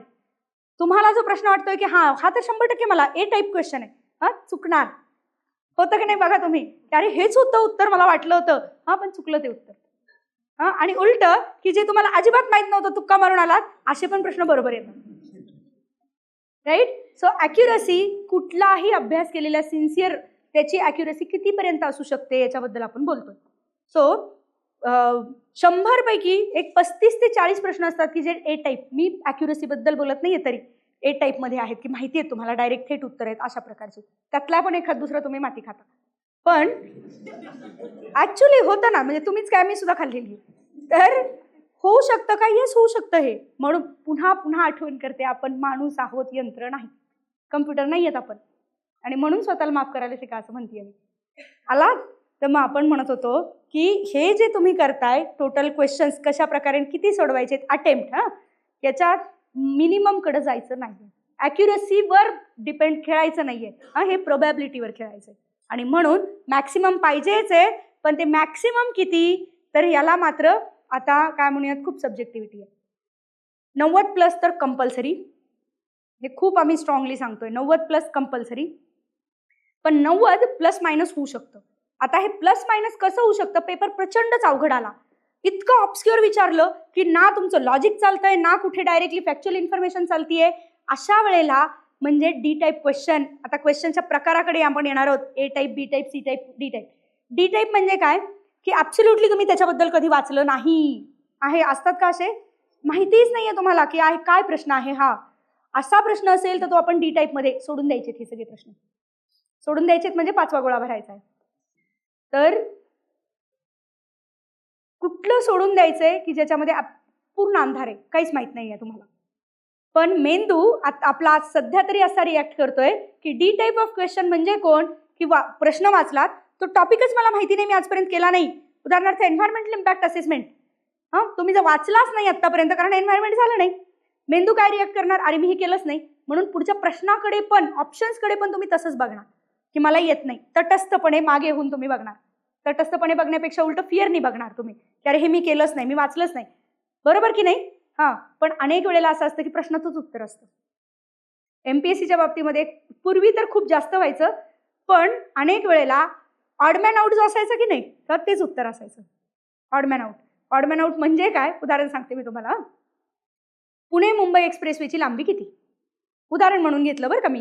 हेच हायपोथेटिकल मी आकडे देते तुम्हाला. तर ऑप्शनमध्ये समजा असं आहे 93 किलोमीटर, 97.5 किलोमीटर, 100 किलोमीटर आणि 103 किलोमीटर. कळलं मी काय म्हटले ते? सो ऑडमॅन आउट जो आहे त्यातला तोच उत्तर असणार आहे. राईट. मग अशा वेळेला मग आता हे पुन्हा तुम्ही जेव्हा अभ्यास करताय हे कुठे होतंय हा पण पॅटर्न लक्षात यायला लागतो. हे सायन्समध्ये होतंय, हे पॉलिटीमध्ये होतंय, हे जॉग्रफीमध्ये कुठे होतंय, पॉलिटीत हे होत नाही, लक्षात घ्या. हे कुठे होतं, सायन्स आणि जॉग्रफीमध्ये होतं. कळलं मी काय म्हटले ते? किंवा काही वेळेला जसं हे ऑडमॅन आउट बद्दल बोलले तसं सेम जॉग्रफी स्पेसिफिकली ह्याच्यात तुम्हाला होताना दिसेल, जर एक्स्ट्राची त्यांनी इन्फॉर्मेशन दिली असेल, म्हणजे काय एक्स्ट्रा त्यांनी एक्सप्लेन केलं असेल एखाद्या मुद्द्याला कंसात टाकून, तेच उत्तर आहे. काय एक्सप्लेन केलंय, कारण त्यांना भीती आहे की ॲम्बिग्युटी नको तयार व्हायला, म्हणून त्यांनी एक्सप्लेन केलं. पुन्हा आम्ही प्रश्न सांगतच नाहीये, पण कंसात जर एक्सप्लेन काय केलेलं असेल तर याचा अर्थ तेच उत्तर आहे. पण मग ही रिस्क आहे. म्हणजे हे डी टाईपमधनं सी टाईपमध्ये येऊ शकतं, ए टाईपमध्ये नाही जाऊ शकत, अनलेस अँड अंटिल ते बरोबर. कळलं मी काय म्हटले आहात? सो मेंदूला रिॲक्ट करायला म्हणजे मेंदू आत्तापासून रिस्पॉन्ड करायला शिकवायचंय आपल्याला एमसीक्यू सोडवताना. आता सोडवायचे किती, 90+ आपण म्हटलो, पण प्लस मायनस होताना हे कसं होतं, तर म्हणजे मी 92 सोडवणार का 95 सोडवणार का 97 सोडवणार, हे कशावर डिपेंड आहे, हे डिपेंड आहे डी टाईप किती आली त्याच्यामध्ये, ह्याच्यावर. राईट. त्यामुळे मोजत बसू नका त्यावेळेला की खरंच मी 97, मला 97 सोडवायचे होते, 97 झालं का चेक करा, असं नाही करायचंय. काय करायचंय की ॲब्सोल्यूट मेंदू पूर्ण फोकसनी चालला पाहिजे. प्रश्न, त्या प्रश्नामधला प्रत्येक शब्द आणि त्याच्यातले ऑप्शन्स, हे करून सुद्धा तुम्हाला जर वाटलं फायनली की यातलं काहीच माहिती नाही आपल्याला, ना लॉजिक चालतंय. युपीएससीतला एक प्रश्न मी कायम त्याचं पण उदाहरण देत असते. एमस्ट्राईप नावाचं ॲप 2000 मला वाटतं 18-19 मध्ये काहीतरी प्रश्न विचारला होता प्रिलिम्सला. एमस्ट्राईप नावाचं ॲप खालीलपैकी कोणाशी संबंधित आहे. आता काहीच माहित नाही लोकांना की एन्व्हायरमेंटचा ॲप आहे, हे काय पॉलिटीचा ॲप आहे, लॉ कमिशनचं ॲप, काहीच माहिती नव्हतं. पण खाली जे दिलं होतं 4 म्हणजे ऑप्शन्समध्ये स्ट्राईप, खाली जे दिलेले होते त्यातनं लक्षात येत होतं की स्ट्राईप कोणाच्या अंगावर असू शकतात, वाघाच्या. Right. So this is related to the tiger. कळलं काय म्हटले? परत ॲब्सोल्यूट काही माहित नसलं तरी तुम्ही ते लॉजिक आणि डी टाईपमधनं सी टाईपमध्ये तुम्ही आणू शकता का, इज डेफिनेटली आणू शकता. कळलंय इथपर्यंत? आता हे पण नाही करू शकलो तर उरलेले सगळे डी टाईप. पेपर प्रचंड अवघड असेल तर तो सगळ्यांसाठी अवघड असणार आहे. जर तुम्हाला वाटलं की अरे माझे 87, 88, 89 झाले, त्याचा अर्थ बाकीच्यांना पण ते डी टाईप आले नाहीत, आयदर त्यांनी जास्त सोडवले तर त्यांनी तुके मारले. राईट. किंवा जर तुमचा पेपर 95, 97 होत असेल त्याचा अर्थ पेपर सोपा आहे. कळलं? तुमच्यातले काही असतात का असे की जे 100 पैकी 100 मारून येतात? असतात का? अक्षय घाडगे सर एकही सोडत नाही, 100 पैकी 100 सोडून मारून यायचे. अनिल स्वतः 100 पैकी 100, कधीही एक काय प्रिलिमला 99, 98, 97 अजिबात नाही, जे काय ते 100 पैकी 100 सोडून यायचं, जे होईल ते होईल. Depends upon personality. राईट. पण मी 100 सोडवीन का? नाही. पण म्हणून मी 80 सोडवीन का? नाही. म्हणजे 95 ते 97 पर्यंत जे 2-3 असू शकतात. मग आता तेवढा विश्वास स्वतःवर पाहिजे. आपला जर अभ्यास तेवढा स्ट्रॉंग असेल तर तुमचे 95+ जाणारच येथे, लक्षात घ्या. अभ्यास जर तेवढा चांगला असेल जाणार आहे, कुठून ना कुठून त्याचं लॉजिक कुठून ना कुठून येणार आहे. सो 90 to 95 हे लिहून ठेवायचं अटेम्प्टच्या बाबतीमध्ये. आता आहात इथपर्यंत?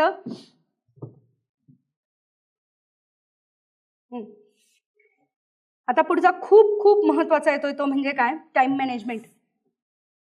टाइम मॅनेजमेंट कसं करायचंय आणि त्याच्यातच आपण ए टाईप बी टाईप हे सगळंच बघणार आहोत आता. पण ते टाइम मॅनेजमेंट करण्यापूर्वी शेवटचा त्याच्यात जस्ट अलीकडचा मुद्दा बोलणार आहे. तो टाइम मॅनेजमेंटचाच पार्ट पण आहे, तो म्हणजे गोळे कसे भरायचे. म्हणाल पेन घ्यायचा आणि गोल गोल गोल गोल करायचे. तो पण एक प्रकार मला आठवण करा. आपल्याकडचा बहुधा छोटा आहे आणि तिथला मोठा आहे भरायला, बरोबर ना? आपला मोठा आहे, ठीक आहे. मग उलट जास्ती वेळ भरा, काय नाही, मग नाही काय प्रॉब्लेम. गोळे कसे भरायचे म्हणजे सलग सगळं झालं वाचून आणि मग 100 भरले का 10-10च्या ग्रुपनी भरले का 25च्या, कसं करता तुम्ही सांगा? का त्या विषयानुसार भरता? आत्तापर्यंत काय ठरवलंय सांगा मला जरा. विषयानुसार मार्क करता, ओके. सगळे कुणी आहे की जे 1-1 मार्क करतं? आहात, ओके. आणि कुणी आहात की जे सगळे 100 झाले आणि त्याच्यानंतर मार्क करतं? ओके. याच्यामधलं काय? विषयानुसार मार्क करतो. 10-10चे ग्रुप करतो, सेट वाईज करता, ग्रुप करून. कितीचा ग्रुप? 15-20 नाही ना, असं नाही, 15 का 20. हां, म्हणजे आता मुद्दा लक्षात घ्या, हे आत्तापासून तुमचं झालेलं पाहिजे, ठरलेलं पाहिजे. मी म्हणणार आहे, मी आता उलट सांगते तुम्हाला. जे तुम्ही 100 सगळे झाले आणि सगळ्यात शेवटी मार्क करताय, again it is a crime. सगळ्याच्या सगळे झाले आणि मी अलाउडच करत नाहीये. म्हणजे काही वेळेला बघा, तुम्ही ऐकलं, आत्ता ऐकताना वाटलं असेल की हे पण करू शकता, हे पण करू शकता, तुमच्या पर्सनॅलिटीप्रमाणे निवडा असं मी म्हटलं.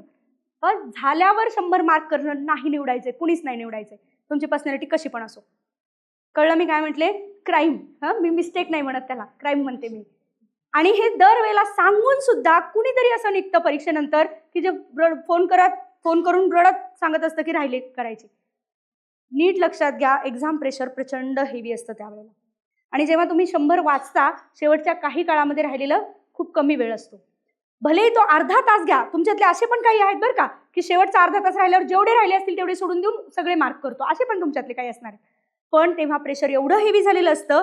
एकतर तुम्ही पुन्हा जेव्हा सगळं वाचतं, डबल वाचताय, लक्षात घ्या. म्हणजे पहिल्यापासून, कारण जरी ए मार्क केलेला असला ना तरी सुद्धा तो मार्क करताना भीती असते मेंदूमध्ये की अरे बरोबर करतोय का, म्हणून पुन्हा प्रश्न वाचला जातो. म्हणजे तुम्ही पेपर डबल वाचता, म्हणजे वेळ तेवढा जास्ती जातो. झालं.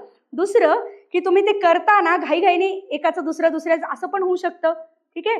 आणि शेवटाकडे पूर्ण होत नाहीये जेव्हा असं वाटायला लागतं किंवा गडबड होती असं वाटायला लागतं. आता हे काहींनी तुमच्यातला एक्सपिरियन्स केलेलं असेल, काय हाताला पण थरथरायला होतं, मुंग्या येतात बघा. आणि काहींच्या बाबतीमध्ये ह्या मुंग्या इथून चढत जातात, अशा वरपर्यंत जातात. एक्सपिरियन्स केलेला असेल काही लोकांनी हा. जेव्हा खूप प्रेशर येतं, खूप प्रचंड प्रेशर येतं, त्यावेळेला हे होतं का? होऊ शकतं काहींच्या बाबतीमध्ये. काही सुधरत नाही, ब्लँक व्हायला होतं ना हे. मग ते प्रेशर आपल्याला जर माहितीये की हे येऊ शकतं तर ते करायचे कशाला? लिहून घ्या. सगळ्यात शेवटी गोळा करणं ऍब्सोल्युटली चालणार नाही. हा, प्रकार वेगवेगळे असू शकतात, ते बोलूयात आपण आधीचे. काय असू शकतात? बरोबर. म्हणजे काय, परत मी जे म्हणते त्यालाच हे करतोयस का तू सपोर्ट का नाही? बोल परत. पण मग ते चुकतं का बरोबर येतं? चुकतं. म्हणजे याचा अर्थ काय पुन्हा की जेवढं तुम्ही जास्ती करून परत पाठीमागे याल, चुकण्याचे पण चान्सेस जास्ती असतात. काही जण उलट पण आर्ग्युमेंट देतात बरं का, की काही वेळेला तुम्ही पूर्ण जर वाचलं तर एखादा असा मिळू शकतो तुम्हाला की ज्याचं उत्तर तुम्हाला येत नव्हतं. अशा एखाद्यासाठी तुम्ही मेजॉरिटी प्रश्न घालवू शकता, हे लक्षात घ्या. ठीक आहे. येत असेल तर ते 100% येतच असतं, येत नसेल तर मग त्याचं लॉजिक तुम्हाला द्यावंच लागतं. पण लॉजिकमध्ये 50% चान्सेस आहेच आहेत, चुकू शकतं किंवा बरोबर येऊ शकतं, राईट. त्याच्यामुळे पुन्हा सांगतेय मी की काहीतरी पुढचं उत्तर आधीच्याचं उत्तर पुढं मिळेल याच्यावरती डिपेंड राहायचं नाही. मी म्हणेन पुन्हा चुकीचीच काय समजू ते उलट म्हटला तसं की उलट होण्याची शक्यता जास्ती असते. कारण तुम्ही घाबरलेला असता, प्रेशर जास्ती आलेलं असतं आणि म्हणून जे वाटतंय मेंदू सांगतो हे नाही, आता हे का होतं. परफेक्ट हे जे आपण म्हणलो की ज्याला बी टाईप क्वेश्चन आपण म्हणतो, ए टाईप क्वेश्चन्स काय तरी तुमचे परफेक्ट माहिती आहे तुम्हाला. बी टाईप क्वेश्चन्स काय असतात तुम्हाला की 50% काढून टाकले, उरलेल्या 50% मध्ये आहात. तसं आपण म्हणूयात की एक वाटत होतं पण परत आल्यानंतर हे नाही दुसरं वाटलं, ते 50% मध्ये कन्सिडर करूया, बी टाईप मध्ये कन्सिडर करूयात आपण. हे बी टाईप क्वेश्चन सगळ्यात घातक आहे. सगळ्यात जास्त चुकायचे चान्सेस तिथे आहेत, सी टाईप मध्ये नाही आहेत, हे लक्षात घ्या. सी टाईप मध्ये ऍक्सेप्टच केलंय ना आपण की चुकू शकतं. पण बी टाईप मध्ये काय आहे की आपल्याला खूप होप्स असतात की नाही ह्या दोन पर्यंत तर पोहोचलो, मग आता बरोबरच यायला पाहिजे, हे होप्स खूप असतात आपल्याला, राईट. होतं काय तर हे होतं का तुम्ही सांगायचं सगळ्यांनी मला. मेंदूमध्ये फ्रॅक्शन ऑफ सेकंदमध्ये काही जणांशी बोललीये मी, परत सगळ्यांशी बोलतीये, ही प्रोसेस होते मेंदूमध्ये आपल्या. तुम्ही एक राऊंड पूर्ण करून आलात एचा आणि मग बी मधला फायनल करताय की 2 होते त्यातला हा का हा. आपण मार्क करून ठेवलेलं असतं ए वर, पण बी पण वाटत असतो आपल्याला. राईट वाटत असतो. आणि मग डिसाईड करायची वेळ येते, डिसिजन एरर. जेव्हा डिसाईड करायची वेळ येते त्यावेळेला ए मार्क करून ठेवलाय बरं का, पण आपला मेंदू पाठीमागनं बोलतो. मेंदू काय म्हणतो की अरे तू जर उत्तर, मेंदूपेक्षा मन म्हणूयात आपण, तर तू जर ए उत्तर लिहिलंस आणि ते चुकलं, जबाबदार कोण आहे? तू आहेस. बोलतं की नाही बघा, की असं हे जे मी बोलते असं होतं नाही, ते फ्रॅक्शन ऑफ सेकंड मध्ये घडतं हे. म्हणून आपण एवर नको ती रिस्पॉन्सिबिलिटी कुणी घ्या, कारण आपण रिस्पॉन्सिबिलिटीला घाबरतो. ठीक आहे. जर मी दिलेलं उत्तर, माझ्या मेंदूने ठरवलेलं उत्तर जर चुकलं, म्हणजे खरं म्हणजे मेंदूच हे डिसिजन्स देतो की मेंदूने ठरवलंय ए, पण जर चुकलं, मेंदू म्हणतो मी जबाबदारी नाही घेणार, तुझ्या मनाला देऊन टाक. आणि म्हणून मन म्हणतंय बी, म्हणून आपण बीला मार्क करून टाकतो, कारण ही जबाबदारी मेंदूला नको असते. कळलंय काय म्हटले मी? हे कधी नाही होत किंवा हे होणारच आहे, पण हे मिनिमाइज करायचे आपल्याला. समजा 10 प्रश्न आहेत तर 10 मधले आपल्याला 7 तरी बरोबर आले पाहिजेत. 3 चुकणार आहेत ऍक्सेप्ट करू आपण, पण हे 7 बरोबर आले पाहिजेत. उलटा रेशो नाही पाहिजे, 3 बरोबर आले 7 चुकले. हे कधी होऊ शकतं? सगळ्यात महत्वाचं की तुमच्या मेंदूने तो स्ट्रॉंगली सिग्नल द्यायला लागेल की नाही मी म्हणतोय ना हेच केलं पाहिजे. हे कधी होईल? जेव्हा रिव्हिजन स्ट्रॉंग असेल. कळतंय मी काय म्हटले? सगळ्यात बी टाईप ऑफ क्वेश्चन चुकण्याचं, की अरे मला माहित होतं, बाहेरून जे रटगाणं आपलं असतं की मला माहित होतं तरी चुकलं, त्याचं एकमेव कारण रिव्हिजन कमी पडली तुमची, दुसरं काही नाही. रिव्हिजन जेव्हा स्ट्रॉंग, तेव्हा तुमचा आत्मविश्वास बरोबर तेव्हा मेंदू स्ट्रॉंग सिग्नल देणार आहे तुम्हाला. बरं, हे सगळ्याच बाबतीत होईल असं नाही ना. समजा 50 प्रश्न बी टाईप मध्ये गेले असं कन्सिडर करा तुम्ही, किंवा काय 30 प्रश्न बी टाईप मध्ये गेले, 30च्या 30ला नाही होणार हे की स्ट्रॉंग सिग्नल दिला. अगेन 10 प्रश्न असे असूच शकतात की जिथे स्ट्रॉंग सिग्नल नाही येणार तुम्हाला. म्हणजे तो जेवढे जास्तीत जास्त वाढवायचे तेवढे वाढवायचेत आपल्याला. पण ते कसे वाढवू शकतो? एक म्हणजे रिव्हिजन आहात का, पण त्यात पण प्रायोरिटाईज करता आलं पाहिजे. जे मी आधीपासून म्हणते तुम्हाला बी टाईप मध्ये स्ट्रॉंग कुठे घ्यायचा आहे होल्ड, हे लक्षात येण्यासाठी तुमचे विषय स्ट्रॉंग काय. तुम्ही कधीही बघा बी टाईप क्वेश्चन्स, तुमचा जो स्ट्रॉंग विषय त्याच्यात बरोबरच येण्याची शक्यता जास्त, प्रोबॅबिलिटी जास्त मी म्हणते. आणि तुमचे बी टाईप ऑफ क्वेश्चन चुकण्याची प्रोबॅबिलिटी जास्त जे तुमचे वीक विषय आहेत त्याच्यामध्ये. कळलं? जो स्ट्रॉंग विषय आहे त्याच्यामध्ये डेफिनेटली तुम्ही की तुमच्या मेंदूला जे वाटतंय तेच, इंट्युशन्सवर जायचं नाही. कशात मी म्हणतेय? जे स्ट्रॉंग विषय आहेत त्यांच्यामध्ये रादर इंट्युशन्स आणि ब्रेन ह्या दोन्हींचं कॉम्बिनेशन एकत्र स्ट्रॉंग विषयातच वापरायचं आहे आपल्याला. आहात इथपर्यंत? ओके. मग आपण टाईप ऑफ क्वेश्चन्स बघतोय, शेवटाकडे टाइम मॅनेजमेंटकडे जाऊयात आपण. ए टाईप फुल माहिती आहे, बी टाईप जे आपण म्हटलो 50-50, सी टाईप एक माहिती आहे काहीतरी किंवा लॉजिक आठवतंय तुम्हाला, किंवा जसं आपण म्हणलो की माहीत नव्हतं पण लॉजिकने तुम्ही तिथपर्यंत येऊ शकताय. So basically D type can be converted into C type. हे जे आपण म्हटलो डी टाईप म्हणजे काहीच माहित नाही बद्दल बोललो आपण. झाले 4. मग आता गोळे कसे भरायचे ह्या प्रश्नाकडे येताना आपण म्हणतोय पॅटर्न वेगवेगळे असू शकतात, पण त्यातला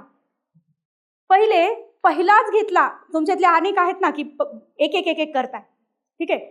पहिला घेतला आणि तो नाही आला तर आपल्याला अनेक वेळेला जर तुम्ही लगेच मार्क करत असाल तर कॉन्फिडन्स लो व्हायला सुरुवात होते. दुसरा घेतला, परत मार्क करायचा आहे पण नाहीच आहे, काही सुचत नाहीये, परत कॉन्फिडन्स लो व्हायला सुरुवात होते. राईट. त्यामुळे सुरुवातीलाच ठरवताना किमान 5 आणि मॅक्सिमम 10, मॅक्सिमम मी म्हणते बरं का, 5 किंवा 10. माझी स्वतःची स्ट्रॅटेजी होती की 5 पहिले, मग विषय काही असू देतो, पहिले 5 ते नीट वाचायचे आणि त्याच्याप्रमाणे त्यांना तिथे पेपरवर मार्क करायचे. आता पेपरवर मार्क करताना स्ट्रॅटेजीमध्ये काय लागणार आहे तुमचं की ए टाईप पहिलाच प्रश्न मला आला, जॉग्राफी होता आणि स्ट्रेट आला मला तो प्रश्न, तर तो जो आहे त्याला मी केलं टिक. ठीक आहे. त्याचं ए आन्सर होतं, टिक करून टाकलं मी तिथे, त्याच्यात मला ॲम्बिग्युटी नाही. दुसरा प्रश्न वाचला, मला वाटतंय की 50-50 आहे काहीतरी.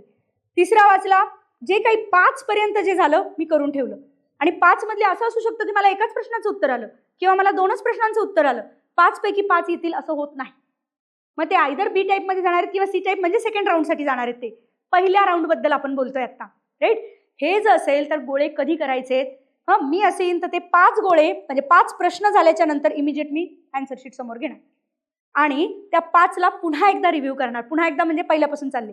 मग पहिला मला ए वाटला होता का? जर वाटला असेल तर आता आन्सर शीटवर तुम्ही जे गोळे करायची त्याची पद्धत हीच वापरायची आहे. काय तर तुमचा अर्थात तुम्ही जर उजव्या हाताने गोळे करत असाल तर लेफ्ट हँड हा तुमचा कंपल्सरी त्या प्रश्नावर पाहिजे, कंपल्सरी प्रश्नावर पाहिजे. ही सवय आत्तापासूनच लागलेली पाहिजे. सो इथे जेव्हा आपण म्हणतोय की प्रश्न सोडवतोय आपण आणि हे आन्सर शीट आहे इथे दिसतंय सगळ्यांना. हा जो हात आहे ही सवयच पाहिजे तुम्हाला की एकीकडे इथे समोर घड्याळ की नजर इकडे पण, आणि इथे पहिला प्रश्न, इथे प्रश्नपत्रिकेत तुम्ही बघितलं पहिला प्रश्न आणि त्याच्यासमोर मार्क केलंय तिथे, दुसरा प्रश्न मार्क केलंय. तुम्ही सलग जरी करत असता ना 100 तरी सुद्धा हीच पद्धत. पहिलं इकडे हे बोट खाली सरकतंय आणि इकडनं तुम्ही गोळे करत जाता. ॲब्सोल्युटली होऊच शकत नाही की तुम्ही काय 13व्याचं 14व्याला लिहिलं, होऊच शकत नाही. ही सवय मात्र इतकी इनबिल्ट पाहिजे की आपोआप ते सरकलं पाहिजे हे बोट खाली. 13वा प्रश्न केला, 15वा प्रश्न केला. आणि ही गरज का जास्ती लागणार आहे, कारण मी जे म्हटलं तुम्हाला सगळ्याच्या सगळ्या प्रश्नांची पहिल्या राऊंडमध्ये नाही येणार आहेत उत्तर आपल्याला. 13वा आला, 15वा आला, पण 14वा आला नाही, मग तो गोळा सुटणार आहे, मधला सोडून द्यावा लागणार आहे तात्पुरता तुम्हाला. सेकंड किंवा थर्ड राऊंडला चेक करा. काही जण 2च राऊंड घेतात, काही जण 3 राऊंड घेतात, ते नंतर ठरवूयात आपण. पण आलं लक्षात. मग आता मी माझी जी पद्धत सांगते की पहिले 5 बघितले आणि त्या 5 मधलं पहिला बघितला जर तो ए होता तर मी गोळा केला लगेच, त्याचं ए उत्तर होतं, गोळा केला. दुसरा बघितला पण मला अजून डिसाईड करायचं, मी सेकंड राऊंडला डिसाईड करणार आहे. तिसरा ए मला उत्तर माहिती आहे, ए टाईप क्वेश्चन, मग मी त्याचा पण गोळा करून टाकला. चौथा 5वा नाही आला किंवा काय म्हणूयात 1 डी मध्ये 1 सी मध्ये मी ठेवून दिलं ते, पण 2 गोळे झाले माझे ऑलरेडी पहिल्या 5तले.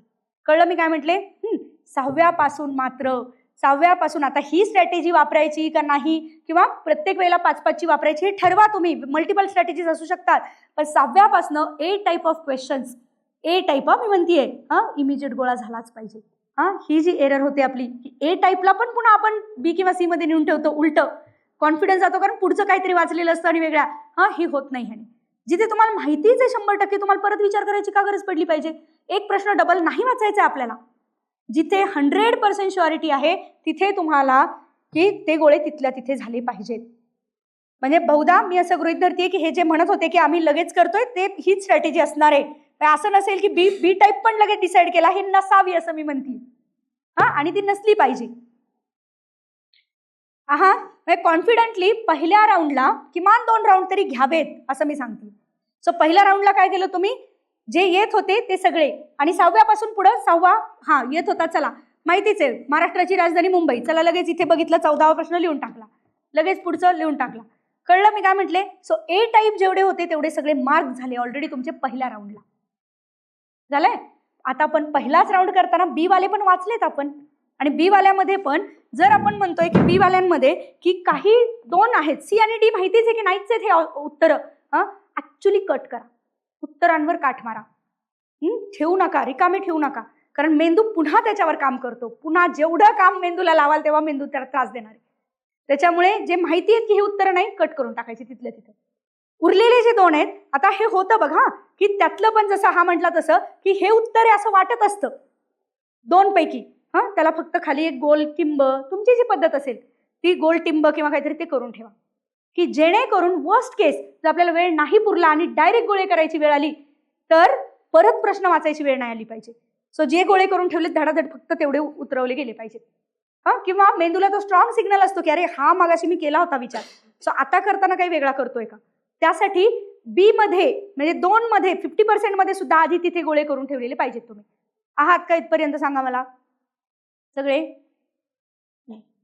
हे जे मी बोलते याच्यावर बोललं गेलंय आधी नाही ना. ठीक आहे, झालंय. सी टाईप मध्ये की काय नाही एवढं तर एखाद दुसरा माहिती असतो आपल्याला, तेवढं कट करून टाकायचंय. किंवा जे वाटतंय आता सी टाईप बी टाईप असं तुम्ही तिथे लिहित नाही बसणार आहात, नाही बरोबर की नाही. म्हणून आत्तापासून रिव्हिजन म्हणजे तुमच्या प्रॅक्टिस टेस्टमध्येच हे करायचं. बी टाईप असतील तर समजा सी आणि डी गेले, कट मारून टाकले, पण जो तुमचे ए आणि बी होते त्यातला मला उत्तर बी वाटतंय तर बीच्या खाली टिंब दिला मी. सी टाईप की 3 बद्दल मला फारसं काय माहित नाही, पण हे वाटतंय मला, कधी कधी उगाच वाटतं, वाटतं ना कधी कधी, तर ते मग त्याला ते टिंब नका करू कारण तो बी टाईप नाहीये. मग तिथे काहीतरी तुमची स्टार त्या ऑप्शनला वेगळी खून करा की जेणेकरून अरे नाही ह्याच्यावर जरा जास्ती विचार करायचा हे कळलं पाहिजे आपल्या मेंदूला सुद्धा. सो ह्या सवयी आत्तापासून लागायला पाहिजेत. थोडक्यात तुम्ही मेंदू इतका अलाईन करताय ह्या प्रोसेसशी की एक एक प्रश्न मॅटर करणारे तो 110, 111, 115 असं करत करत 130 पर्यंत जाणार. हा मेंदू प्रत्येक छोट्या छोट्या असं काही अनेकांना हे वाटत असतं टार्गेट 130+, की अशी काहीतरी जादूचं एखादं सांगितलं की त्यातनं टार्गेट 130+ आले. ही जादू नाही, हे लक्षात घ्या. हार्डवर्क आणि स्मार्टवर्क आहे आणि ते असं सगळे धागे एकत्र जुळावे लागतात. हे जे आपण आत्ता बोलतोय 2 तासामध्ये तुम्ही कसं बिहेव करताय, ते बिहेव करण्यासाठीचं तुमच्या मेंदूच्या सगळे नेटवर्किंग तुम्ही आधीपासून केलंय का, ते करताना त्याच्यामध्ये एरर नाहीये ना कुठे. जर आधीच एरर झालेली असेल तर तिथे एरर होणार आहे 100%. त्यामुळे ती अलाईन आत्तापासून आपल्याला करायची आहे. राईट आहात इथपर्यंत? सो मी हे सांगितलं तुम्हाला की कशा प्रकारे गोळे करताय. फायनल येतो टाइम मॅनेजमेंट. म्हणजे राऊंड 1 घेताय, 2 घेताय का 3 घेताय. जीएसच्या बाबतीमध्ये किती घेता रे तुम्ही राऊंड? इकडे ऑनलाईन मधले आहेत ना. टाइम मॅनेजमेंटमध्ये पूर्ण 2 तास डिवाइड करा. सिंपल. आधी 100 प्रश्न 2 तास. 100 प्रश्न 2 तास म्हणजे एका तासामध्ये किती रे? 50 प्रश्न. म्हणजे अर्ध्या तासामध्ये किती? 25 प्रश्न. म्हणजे 15 मिनिटामध्ये किती? 12.5 प्रश्न. हा नाही म्हणजे ऍक्च्युली गणितासाठी मी आता जस्ट थोडं सांगितलं. ते 12.5 नाही सोडवणार आहोत आपण, पण कारण कधीही तुम्ही जेव्हा एखाद्या गोष्टीचं प्लॅनिंग टाइम मॅनेजमेंट करताय आधी सिंपल करा. असलेला वेळ आणि असलेल्या गोष्टी आधी टाकून द्या. इतकं झालं. पण तुम्हाला माहिती आहे की हे करायला गेलो तर आपला पेपरच पूर्ण होणार नाही. याचा अर्थ काय की आता उलट वर्कआउट करायला लागणार आहे. बरं 15 मिनिटाचं युनिट आत्तापासून मेंदूला सवय लावायची आहे की युनिटच 15 मिनिटाचं असलं पाहिजे तुमचं. नजर जी घड्याळ तुम्ही समोर ठेवता, मोठं डायलचं एकतर घड्याळ आत्तापासून घेऊन ठेवा किंवा कोणाला तरी सांगून ठेवा. तर ते जे तुम्ही समोर ठेवणार आहात ऍक्च्युली तर सोपा उपाय काय? गिफ्ट द्यायचं, परीक्षेच्या दिवशी घेऊन यायचं. तर 15 मिनिटावर म्हणजे इतकं आत्तापासून ते युनिट्स तुमच्या मेंदूमध्ये सेट झालेलं पाहिजे. बरोबर 15व्या मिनिटाला नजर घड्याळाकडे गेली पाहिजे. हे होऊ शकतं का? तुम्ही व्हिज्युअलाइज करा ही प्रोसेस आणि प्रॅक्टिस करा. परीक्षेत तुम्हाला अनुभव येईल की बरोबर 15व्या मिनिटाला घड्याळावर लक्ष जाते आपलं. हे होऊ शकतं का? Yes, it is possible. So म्हणून मी सांगितलं तुम्हाला काय की सगळ्यात इम्पॉर्टंट गोष्ट आहे प्रॅक्टिस. आत्ताची मेंदूचं नेटवर्किंग ते करताना कसं करायचंय हे आत्तापासून बोलतोय आपण. त्यातलं आपण म्हणलो 15 मिनिटांचं युनिट. त्याच्यापेक्षा खाली आणलं तर ॲब्सोल्युटली पॉसिबल नाहीये. पण त्याच्यापेक्षा वर नेलं तर करेक्शन, एरर करेक्शनला वेळ नाहीये. म्हणजे करेक्शन आपल्याला कशाचं करायचंय? फॉर एक्झाम्पल आपण म्हणूया आयडियल म्हणजे की खरंच तेवढ्या वेळात तेवढं झालं आणि परफेक्ट आणि 100व्या मिनिटाला सगळं पूर्ण, काय म्हणूया 120व्या मिनिटाला सगळं पूर्ण. हे करायचं असेल तर जे आपण आत्ता म्हटलो 12.5, 15 मिनिटात 12.5 हे जे म्हणत होतो. पण तसं होत नाही ज्याच्याबद्दल आपण म्हणतोय. म्हणून हे सगळं आत्ता. तर उलट वर्कआउट करू. समजा अर्ध्या तासामध्ये किती म्हटलो? 25. तर याचा अर्थ काय की आता जास्ती करायला लागतील अर्ध्या तासामध्ये. सो ते आता डिपेंड्स. काही जणांना ही सवय असते की ए टाईपमधनं बी टाईपमध्ये खूप क्वेश्चन्स ठेवतात ते, किंवा सॉरी ए राऊंडमधनं पहिल्या राऊंडमधनं दुसऱ्या राऊंडमध्ये खूप जास्ती ठेवलेली असतात. काही जण उलटे असतात की ए राऊंडमध्ये बी वाले पण काही मार्क केलेले असतात. सगळे करतील असं नाही, पण काही केलेले असतात. आता again depends upon the personality. तुमची काय त्याच्यानुसार ती बदला असं म्हणत नाही होत आपण, पण तुम्हाला सूट काय होतंय बदला. कधी जर ते सूट होत नसेल, कधी कधी असं होतं की कुणाच तरी ऐकलेलं असतं, काहीतरी वाटलेलं असतं म्हणून करतो. बदल घडवायचे कधी जर आपल्याला ते सूट होत नाही हे कळलं तर. मग पहिलं आपण म्हणलो जर तुमचं हे असेल की बरोबर तुम्ही मॅनेज दोन्हीकडे करू शकताय आणि सेकंड राऊंडला मला एक 20 ते 30 मिनिटं एवढे पुरतात मला, हे जर असेल तुमचं, तर मी म्हणणार आहे की पहिल्या अर्ध्या तासामध्ये 30 प्रश्न. जर पहिल्या अर्ध्या तासात 30 प्रश्न याचा अर्थ 15 मिनिटामध्ये 15 प्रश्न, एका मिनिटाला 1 प्रश्न. कळलं मी काय म्हटले? अर्ध्या तासामध्ये पर्सनॅलिटी कशी त्याच्यानुसार आत्ता टार्गेट पाहिजे बरं का तुमचे. पहिलं काय म्हटलं आपण? अर्ध्या तासामध्ये 15 प्रश्न, अर्ध्या तासामध्ये 30 प्रश्न, 15 मिनिटामध्ये 15 प्रश्न.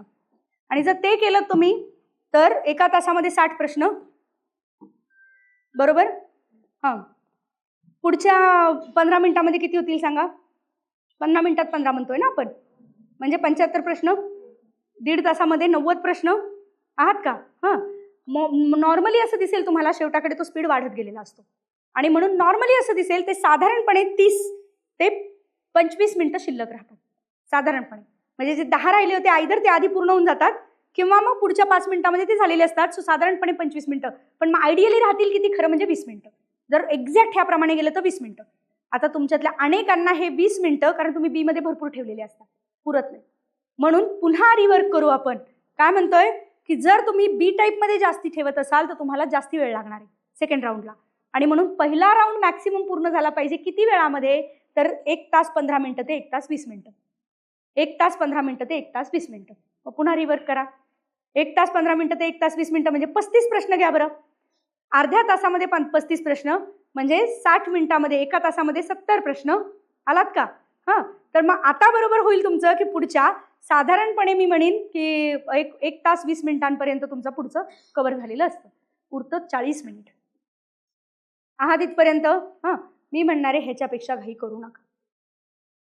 ह्याच्यापेक्षा घाई करायला गेलात तर ॲक्च्युली मेंदूमधलं ॲनालिसिस पहिल्या राऊंडला जेवढं स्ट्रॉंग होतं तेवढं होत नाही दुसऱ्या राऊंडला. त्यामुळे ह्याच्यापेक्षा जास्ती घाई करायची नाही. हां, परत एखाद्याला की नाही मला सेकंड राऊंडला जास्ती सुचतं म्हणून मी पहिला पटपट करून टाकतो, चालेल, काही प्रॉब्लेम नाही. पण मॅक्सिमम लोकांना ही स्ट्रॅटेजी वर्कआउट होणार आहे. आहात आता हे का गरजेचं आहे? अर्ध्या तासात 35 मिनिटं हे डोक्यात बसणं का गरजेचं आहे? लक्षात घ्या, अर्ध्या तासानंतर पहिल्या 15 मिनिटाला जजमेंट कॉल द्यायचा नाही. कधी द्यायचा? वर्स्ट केस हा, की पहिल्या 15 मिनिटात 8च प्रश्न झाले मग द्यायला लागणार तुम्हाला. पण नॉर्मली समजा पहिल्या 15 मिनिटामध्ये 15 झाले, तुम्ही ठरवले होते अर्ध्या तासामध्ये 35, पण पहिल्या 15 मिनिटामध्ये 15 झाले, काही आकाश नाही कोसळलं. म्हणजे खूप घाई करायची गरज नाहीये तुम्ही. पण पहिल्या 15 मिनिटामध्ये 8च झाले तर मग मात्र प्रॉब्लेम आहे, हे लक्षात पहिल्या 15 मिनिटात आलं पाहिजे आपल्याला. कळलंय? आता म्हणतोय आपण अर्ध्या तासामध्ये जर तुमचे 30, 32, 35 प्रश्न तुम्ही आयडियल आहात, पण जर तुमचे 25 प्रश्न असतील त्याचा अर्थ पुढे पुढे वेळ तो कमी पडत जाणार आहे. पहिल्या अर्ध्या तासात तुम्हाला तुमच्या मेंदूला पुश देता आला पाहिजे किंवा ओढून घेता आलं पाहिजे. हे करण्यासाठी ती स्ट्रॅटेजी टाइम मॅनेजमेंट आत्तापासून मेंदूमध्ये ती युनिट्स फिक्स झाले पाहिजे. आहात? लिहिले का? कंपल्सरी 15. त्याच्यात परत मी तुम्हाला 12 करा 13 करा मिनिट असं म्हणत नाहीये. जसं मी काही ठिकाणी की हे वापरू शकता म्हणते, इथं मात्र कंपल्सरी 15 मिनिटाचं युनिट करायचंय. राईट? सो पहिल्या अर्ध्या तासामध्ये आयदर 30 किंवा 35, त्याच्यापेक्षा जास्ती शक्यतो नको. हां, पेपरच खूप सोपा आहे, 1 लाईनर आहे, तर पटपट वाचून होणार आहे, तर मग 38-40 पर्यंत जाऊ शकता. पण पहिल्या अर्ध्या तासात 50 प्रश्न झाले, हा मग सिग्नल आहे मेंदूला तो की आयदर सगळं लिहिलंय किंवा खरं म्हणजे काहीच आलं नाहीये. कारण काहीच आलंच नाही त्याच्यामुळे पटापट पुढे गेलात. राईट? सो अर्धा तास 35 प्रश्न आणि मग ±3-3. क्लिअर आहे? हां, तर आता हे करताना मी सजेस्ट करते अनेक वेळेला जिथे स्ट्रॉंग असतात, बी स्ट्रॉंग असतात. ए टाईप तर करतोच गोळे आपण, पण बी टाईप स्ट्रॉंग असतं तुमचं, म्हणजे विषय स्ट्रॉंग आहेत तुमचे. हां, अशा ठिकाणी बी टाईप पण पहिल्या राऊंडला केलेले चालणार आहेत. हां, डिपेंड्स अपॉन यू. काहींना वाटत असेल नाही सेकंड राऊंडला करू, काही हरकत नाही. पण दुसऱ्या राऊंडमधनं बी टाईप ऑफ क्वेश्चन पुन्हा तिसऱ्या राऊंडसाठी नाही ठेवायचे. हां, असं होतं ना अनेक वेळेला, अरे वाटतं हे पण नको आत्ता नको, मला डोक्याला आत्ता ताप नकोय, हे होतं काय मी नंतर बघतो ह्याच्याकडं, होतं ना हे नाही करायचे. बी टाईप एक दुसऱ्या राऊंडला जो असेल तो निर्णय घेतलाच गेला पाहिजे. Second round.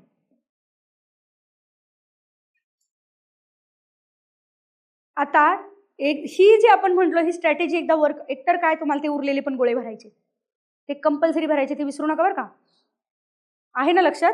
5वा गोळा की जिथे नाही हे केलेलं, आणि तिथे मेंदूला आहे ना त्रास देऊ नका.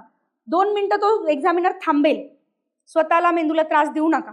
जर नाही ना सगळे भरून झाले ना तुमचे, तर काय म्हणजे तुम्ही वरपासनं बघत जाताय आणि ते बोट ठेवून बघायचे परत शेवटाकडे की अरे हे नाहीत भरलेले. सो ते 5व्याला गोल करायचे, ते शांततेत करा असं सांगणार. कारण नाही तर जो गोल केलाय त्याच्याच भोवती कुठेतरी गोल 5व्याला करून ठेवला तर ऍक्च्युली तो निगेटिव्ह जाणार आहे. कळतंय का? घाई करून जर निगेटिव्ह गेलाय त्यापेक्षा निगेटिव्ह असा गेला तर चालेल. बरोबर आलेला चुकवायचा नाहीये, तर 1/4 मार्क गेले तर चालतील, पण बरोबर म्हणजे तुम्ही 2 येतंय लक्षात, असे घालवायचे नाहीयेत मार्क्स आपल्याला. म्हणजे वर्स्ट, वाईट आणि कमी वाईट यातलं निवडायचंय. सो सगळे दरच वेळेला चांगलंच निवडायचं असतं अशातला भाग नसतो. वाईट आणि कमी वाईट यातलं पण निवडावं लागतं कधी. राईट आहात? हां, हे जे राऊंड्स आपण म्हणत होतो, ए राऊंड तो कंप्लीट झाला पाहिजे 1 तास 15 मिनिटं ते 1 तास 30 मिनिटं. व्हॅरी होणार आहे, हा प्रत्येकाचा वेगवेगळा असणार आहे, depending upon the paper, depending upon your behaviour in the exam. आणि मग सेकंड राऊंडला मात्र पुन्हा मी माझ्यासारखी पर्सनॅलिटी असेल तर कंपल्सरी सेकंड राऊंडला सगळं उडवून टाकणार. म्हणजे जे काही येतंय, एक तर येतंय नाही तर नाही. हां, वेळ उरलाच तर मग जे नव्हते डी टाईप वाले 3-4 उरलेले जे होते मग घ्यायचंय का त्याच्यावर रिस्क हे ठरवणार आहात. नाही तर सरळ ते 5वा गोळा भरून टाका. क्लिअर आहे इथपर्यंत? सो टाइम मॅनेजमेंट क्लिअर आहे का मला सांगा सगळ्यांना. आणि हे आत्तापासून वर्कआउट केलं, मेंदूला तुम्ही सवय लावली तर हे चांगल्या पद्धतीने पुढे एक्झाममध्ये पण तुमचं वर्कआउट होणार. खूप आहेत ना गोष्टी की म्हणजे अजूनही बऱ्याच गोष्टी त्या मी जॉग्रफीच्या पण सत्रामध्ये काही कंटिन्यू करणार आहे. सगळे धागे एकत्र आल्याशिवाय प्रिलिम क्लिअर होऊ शकत नाही. तुमचं हार्डवर्क, तुमचं स्मार्ट वर्क, तुमचे रिसोर्सेस, तुमचं ॲनालिसिस, तुमचं ग्रास्पिंग, तुमची मेंटल हेल्थ, तुमची इमोशनल हेल्थ सगळे एकत्र आल्याशिवाय होऊ शकत नाही. म्हणून सगळे धागे एकत्र करून 130ला न्यायचे आपल्याला. राईट? 130 म्हणजे काही वेगळं नाही. आहात सगळे? मग आत्तापासून तेवढी जिद्द मनात घेऊन करायला सुरुवात करणार आहात. आमचे 14 दिवस गेले तरी आम्ही आहोत ह्यांच्या कॉम्पिटिशनमध्ये उलट जास्ती आहोत हे मनात ठेवायला लागणार आहे तुम्हाला तर होऊ शकतं. बरोबर आहात सगळेजण? करणार आहात? भेटूया.